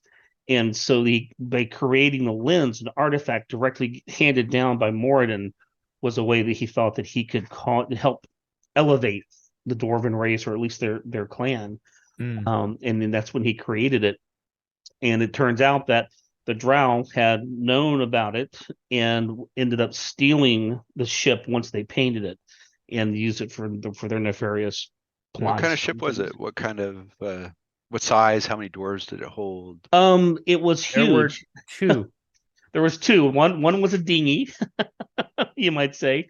One was smaller, but one was like the size of a galleon, and it was created inside this huge cavern.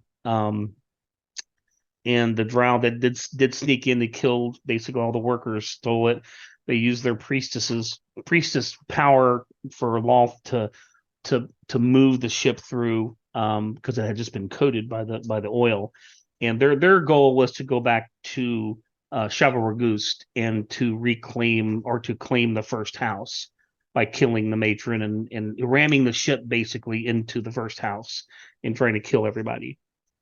So from a magic item perspective, is when it was moving through stone, what'd that sound like? Like stone on stone, slowly? Yeah, like grating like grating stone like you would granite, and it actually created dust. So everything got a fine powder of dust on it. Because like I said, you weren't moving through stone, you were pushing it out of the way, is the whole idea. And all the dwarves got stone lung and died after a year. That's right. Very dangerous. But yeah, that was the whole concept between of the Shadowlands, was just to create this oil to and I got the idea from the encyclopedia that Stephen did. Yep.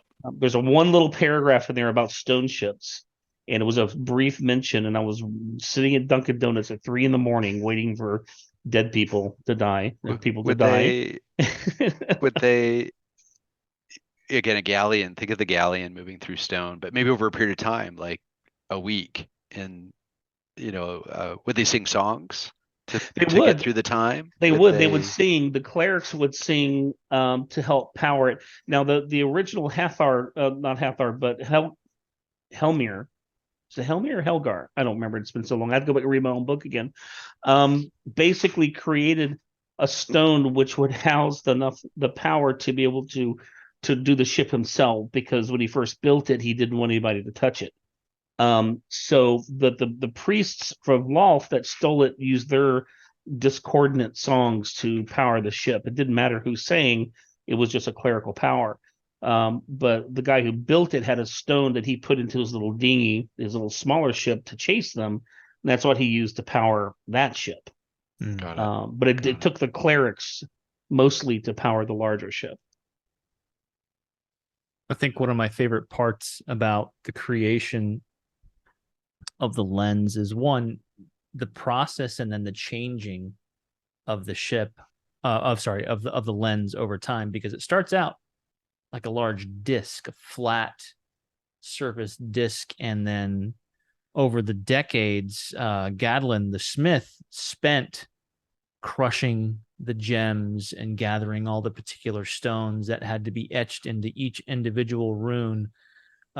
Just the time spent year after year after year, and then the daily visits from the priest that oversaw every single day in attendance to the creation of what was this round, flat surface that eventually, after decades of toiling and work and all this very meticulous, tiny, itty-bitty, very fine etching and filigree and super, super detail, culminates into this huge faith-driven banging and clanging of hammers and lots of divine magic that eventually goes from something very delicate and fine to something almost very celebratory and warlike in the final shaping of what was a disc into a cone, as it points to it comes to a point at the top and then rounds out to its base. And then immediately after the end of the ceremony, how all of the darkness is just sucked out of the room completely. And it's just as bright as daylight underground, and they have to immediately cover it to keep it from removing any and all darkness, because that's the power of this particular artifact. It just completely removes any and all darkness. Even magical conjured darkness is sucked into the lens, and it just starts to ooze and drip this viscous oil that eventually becomes the coating for the two ships, the Yggdrasil and Yggdravardlin. Oh my God, you remember the names? Holy shit! Oh yeah, for sure.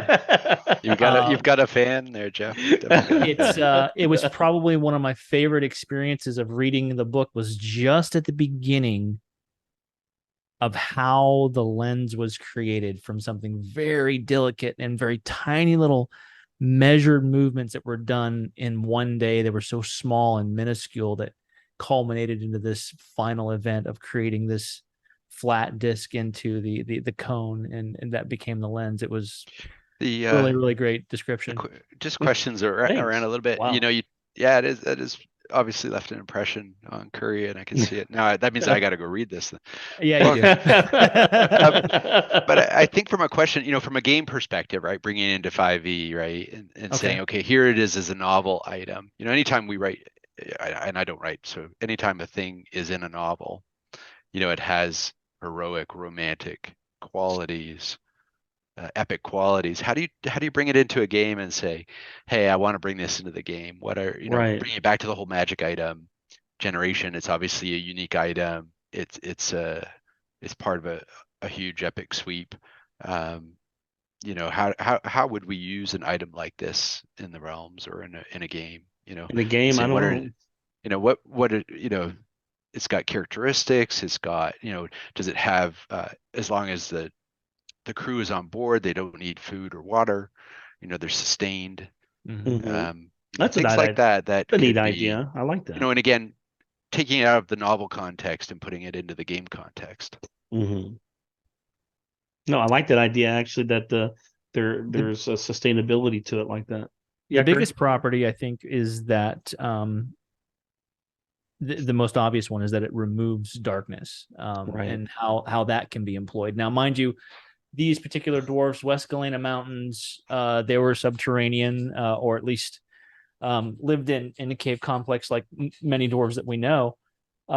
So dark is pretty common. And when you live in that culture of all kinds of denizens that live in subterranean environs, it's going to be a matter of, well, you remove darkness, you're removing comfort, you're removing concealment. I mean, it could be at the vanguard of a dwarven army invading, because of the light that it sheds.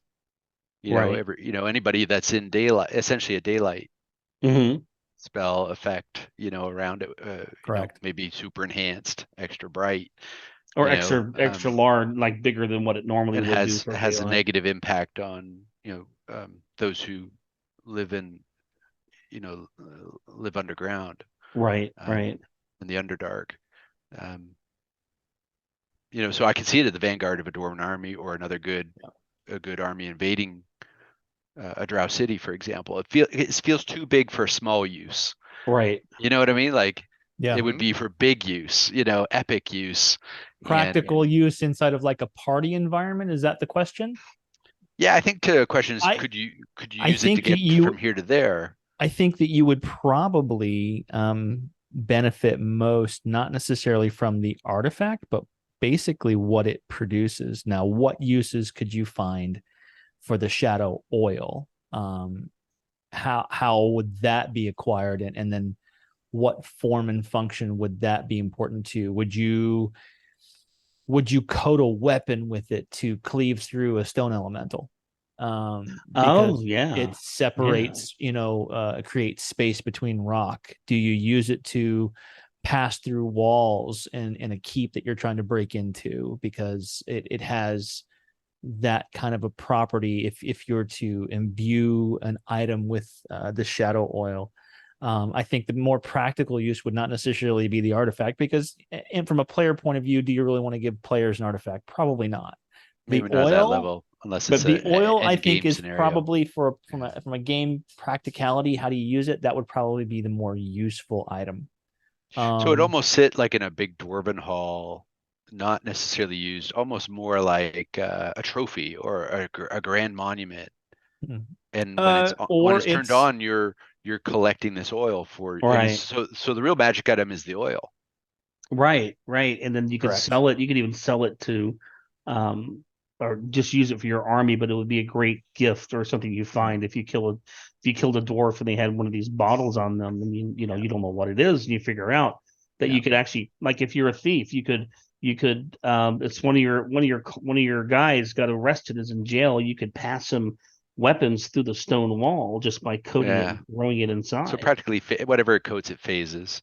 Right, but, basically, but with neat stone side effects of pushing stone aside versus just sliding through it in a phased way. I think there would have to, like Ed would always want to throw a caveat in here. What's its limitations? Bingo. Right.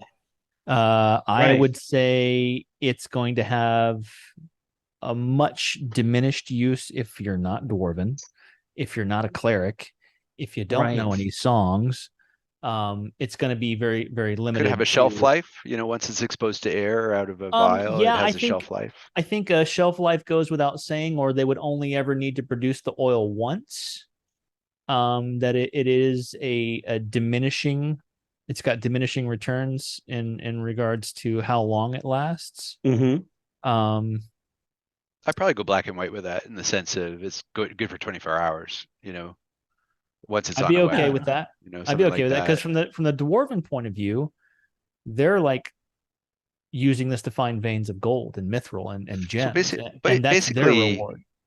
Basically, this item, this light, is changing the dark into the shadow residue, or whatever you want to call it, right? So this is dark personified with magical properties, in terms of phasing through stone.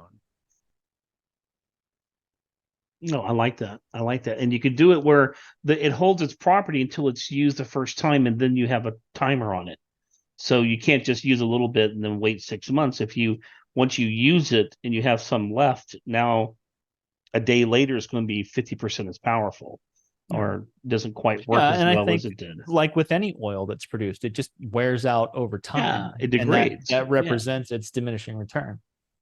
Well, it's like a potion almost, in a sense, right? You've got it. It's good as long as it's in the bottle, but then as soon as you put it into the use situation, it's good for 24 hours on the item, or on your armor, or on yourself. It's not permanent on your armor, but it's one of those that as you use it, the scraping away, the moving aside of the stone wears the oil off. So it has a distance. It has a distance on how far you can travel before you run out, and if you're stuck, you're stuck. Exactly. Jeff, could you imagine a whole? But you push the stone aside, so you're not rephasing in stone. You're truly trapped in a space in the stone that you yourself have created. Could you imagine a whole troop of battle ragers with trapped their in stone. armor, with armor like that, coated in shadow oil? They go above where they're going underground, and they drop down through the stone like this. It's fun. It's kind of creative. And we're back to drop bears. That's right. And it's a fun exercise to try and figure out how it could work in a campaign. Right? No, and the whole thing too is because when I first started playing D&D, the whole idea of having I have a weapon that I can kill giants with, and you're only 5th level, I can kill giants with this weapon. Now that I've been playing for 40 something years, you look at it and go, what's the best way I can do this without making it a Munchkin type, game where everybody's everybody's maxed out, and it's very hard to avoid, essentially the OP player. It can be very tough, and I mean, we had one in our game that he was a shadow thief, and Curry knows who this is. We had a shadow thief, and if he swung, he was so powerful. And this is 4th edition crap. This was 3.5. This was 3.5. This is 3.5 when they did all the books that came out that pretty much all the D20 stuff. Yeah, D20 stuff. And his thief, that when he swung and he missed, if he missed, the creature lost 2 levels. And it was in that book, and I let him use it. And that was my mistake because I didn't read the book. So what did I do? I threw an anti-magic golem at him that ignores all magic, period. And again, I think what I like most about the magic items we looked at, the 3 that we looked at tonight, is they further storylines, right? Yes. That they have, Kerr, you did it nicely describing what Jeff had written, that has a romantic or an epic sweep to it, and it engages your imagination, but you use it for a grand thing. Same for the retributive item You know, Yeah, yeah. There's a use a purpose magic to it. shield. It's not that. It's not just that. Oh, look, I killed a guy and he happened to have a ring of infinite wishes on him. Yeah, none It of makes this no felt sense. OP, right? None of this No, felt no, really over no. the It top. did, and then plus we gave it limitations too. Like like the oil. The oil isn't all knowing and all powerful. It's gonna wear out after a while. Has a distance or a time limit on it. Right, time limit. It gains you entrance to a place ultimately. That's all it does. And It not an gains you exit. entrance. That's right. You have to find your way out. That's Yeah. good. That's good. I mean, for the purpose of the romantic storytelling, the oil lasted an infinite amount of time for what they were doing. Although they did run into the problems of going through a hole like a cavern and didn't know they were going through a cavern until they fell. And I really like the idea of the ship and the oil. Like the ship is this grand epic thing, and maybe it is a monument in a Dwarven Hall today. And for a grand finale, you get it going, and you go somewhere and you enter the big fight, with kind of some buffs or something like that. But but the oil is ultimately the really useful thing that everybody, it almost really like is. the ship every day. Yeah, no, it is, and the oil, and you could really. Oil. And the thing is, a charlatan could actually use the oil, older oil, then say, "Oh, this is what shadow oil is," and they sell it, but it's only got limited use because it's already been opened. And it's like, "Oh, look at this! You just give me 1,000 gold for something that's going to work on your, your shoe, and that's it." So now your foot's stuck in a wall. But but I like that idea. I like that idea a lot. I liked it a lot.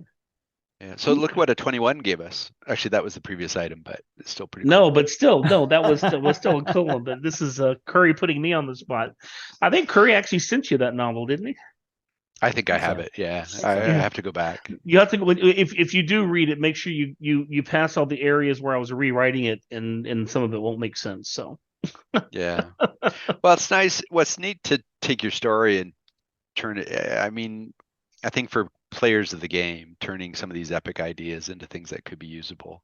Yeah. No, exactly, and I think it's true. Cool. It's like it's like when I remember the story that Bob told when he did Regus, and I think it was even Dritz, but he couldn't wait to play them in an actual D&D game, and when he created the character, they died within the first 5 minutes because they were not in his book.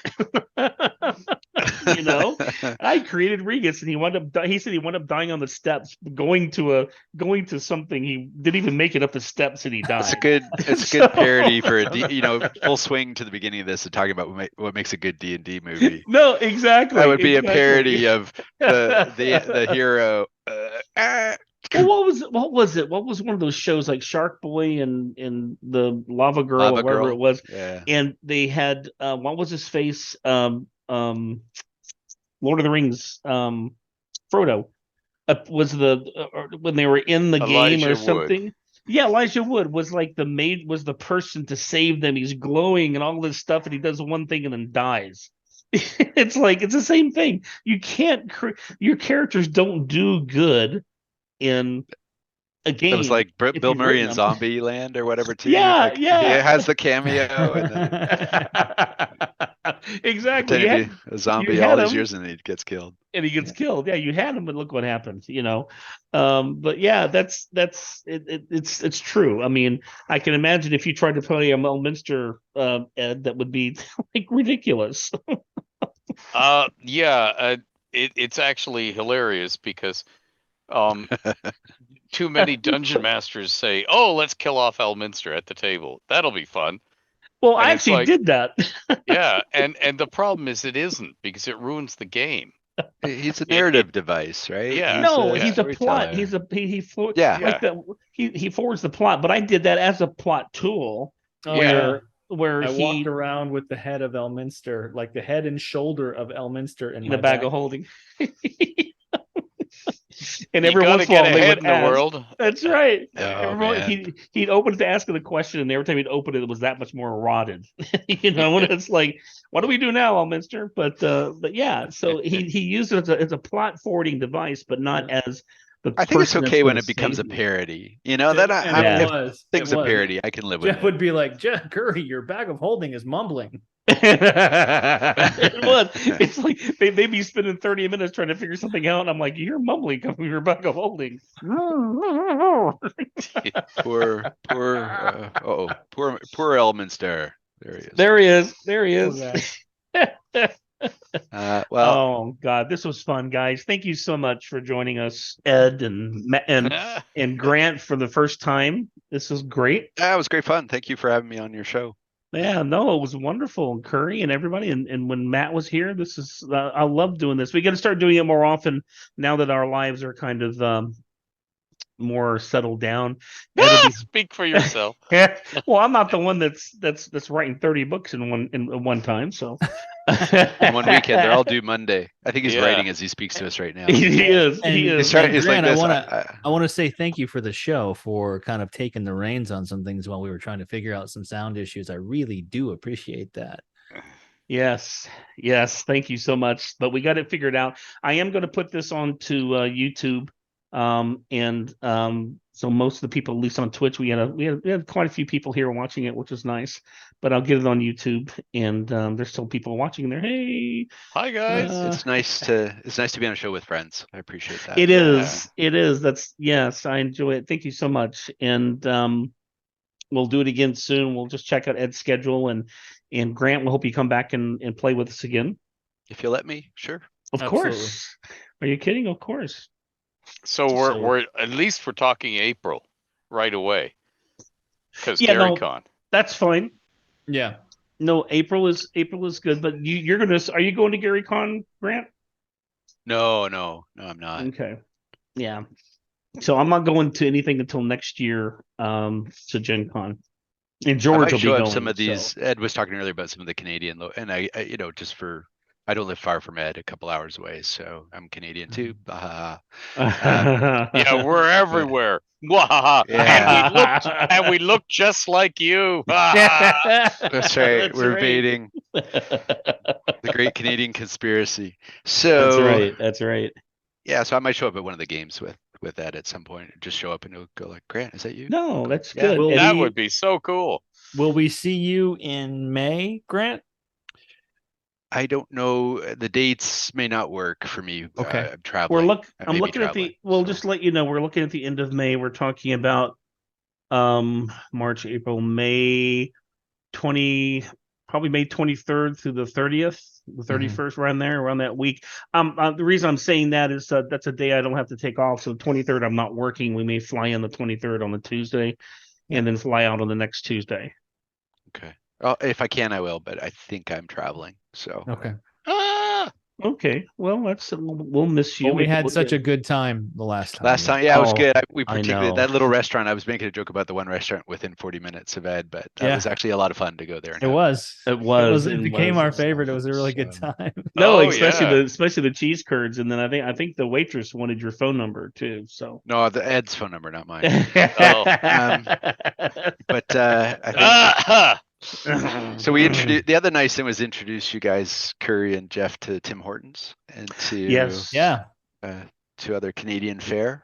Burger Priest. Well, that's why. Oh, the Burger Priest. Oh my God, guys out there who's listening, if you get a chance to go to Burger Priest, oh my God, that'll shut you down real quick. Oh my God, I'm surprised we stayed awake from driving from Toronto to Ed's house. Yeah, it was absolutely bloating. It was good. Bloating. I love that. There you go. There's a rousing food recommendation. For Canadian cuisine. Bloating. No, come to Canada and bloat. Basically, the reason I say it is it was a hamburger. The buns were two pieces of bread that were put together with cheese in between them. So you had a cheese bun on top, a cheese bun on the top, on the bottom, and you had about a pound of shit in the middle of it that was so delicious, and that it was surrounded by a swamp of fries that you could not possibly finish this thing. Yeah, and it wasn't that. It was like $13. Swamp of fries. It was huge. And it was so good that I told Curry we should do our own Burger Priest in the States. So that was pretty serious. Yeah, we'll have to hit it again. We'll hit it again with the ladies when we go up in May. We'll stop by and get it on the way. So watch everybody explode. Well, For the record, Grant, we're gonna miss your best, worst black licorice of all time. Oh damn! I should have brought that. This is the Danish licorice, the strong stuff. Yeah. Yeah, it's Man. also Dutch. No, it wasn't. It was ammonia in hard form. Is all it was. It was ammonia. I tell you, it has periodically been banned. It took the layers of skin off of my tongue. Okay, serious. that's probably why my tooth cracked a year later. Let me tell you, you left it behind on my kitchen trivet. Oh no! And it vanished within a month. Oh, somebody liked it. Are you serious? Yeah. There are people who like it. Yeah, I enjoyed myself it. one of them. I enjoyed it.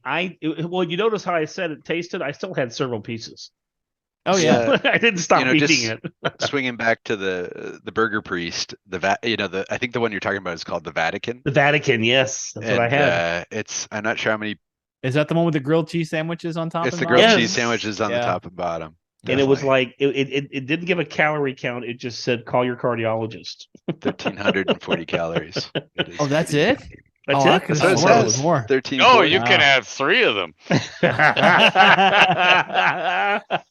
thought it was definitely more than that.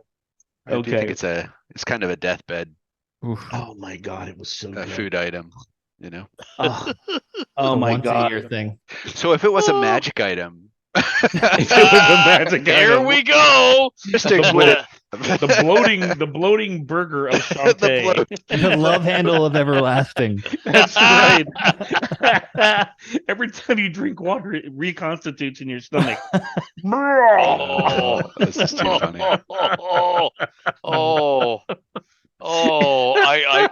I think Monty Python's already done that. It's the bishop. Okay, dear. I am cutting this off. I'm cutting it off at the testicles right now. Have a good night. Thank you. Everybody, thank you so much for coming again. Thanks, guys, for watching. I'm glad we thank you for that visual image. Hey, Twitch, thanks for hanging in there with us. We appreciate it. Yeah, thanks, Twitch. We really appreciate y'all hanging in while we got our technical stuff out of the way. So hopefully next time it won't be as bad. But thank you, everybody, and we will see you next time. Good night, guys. All right. Good night.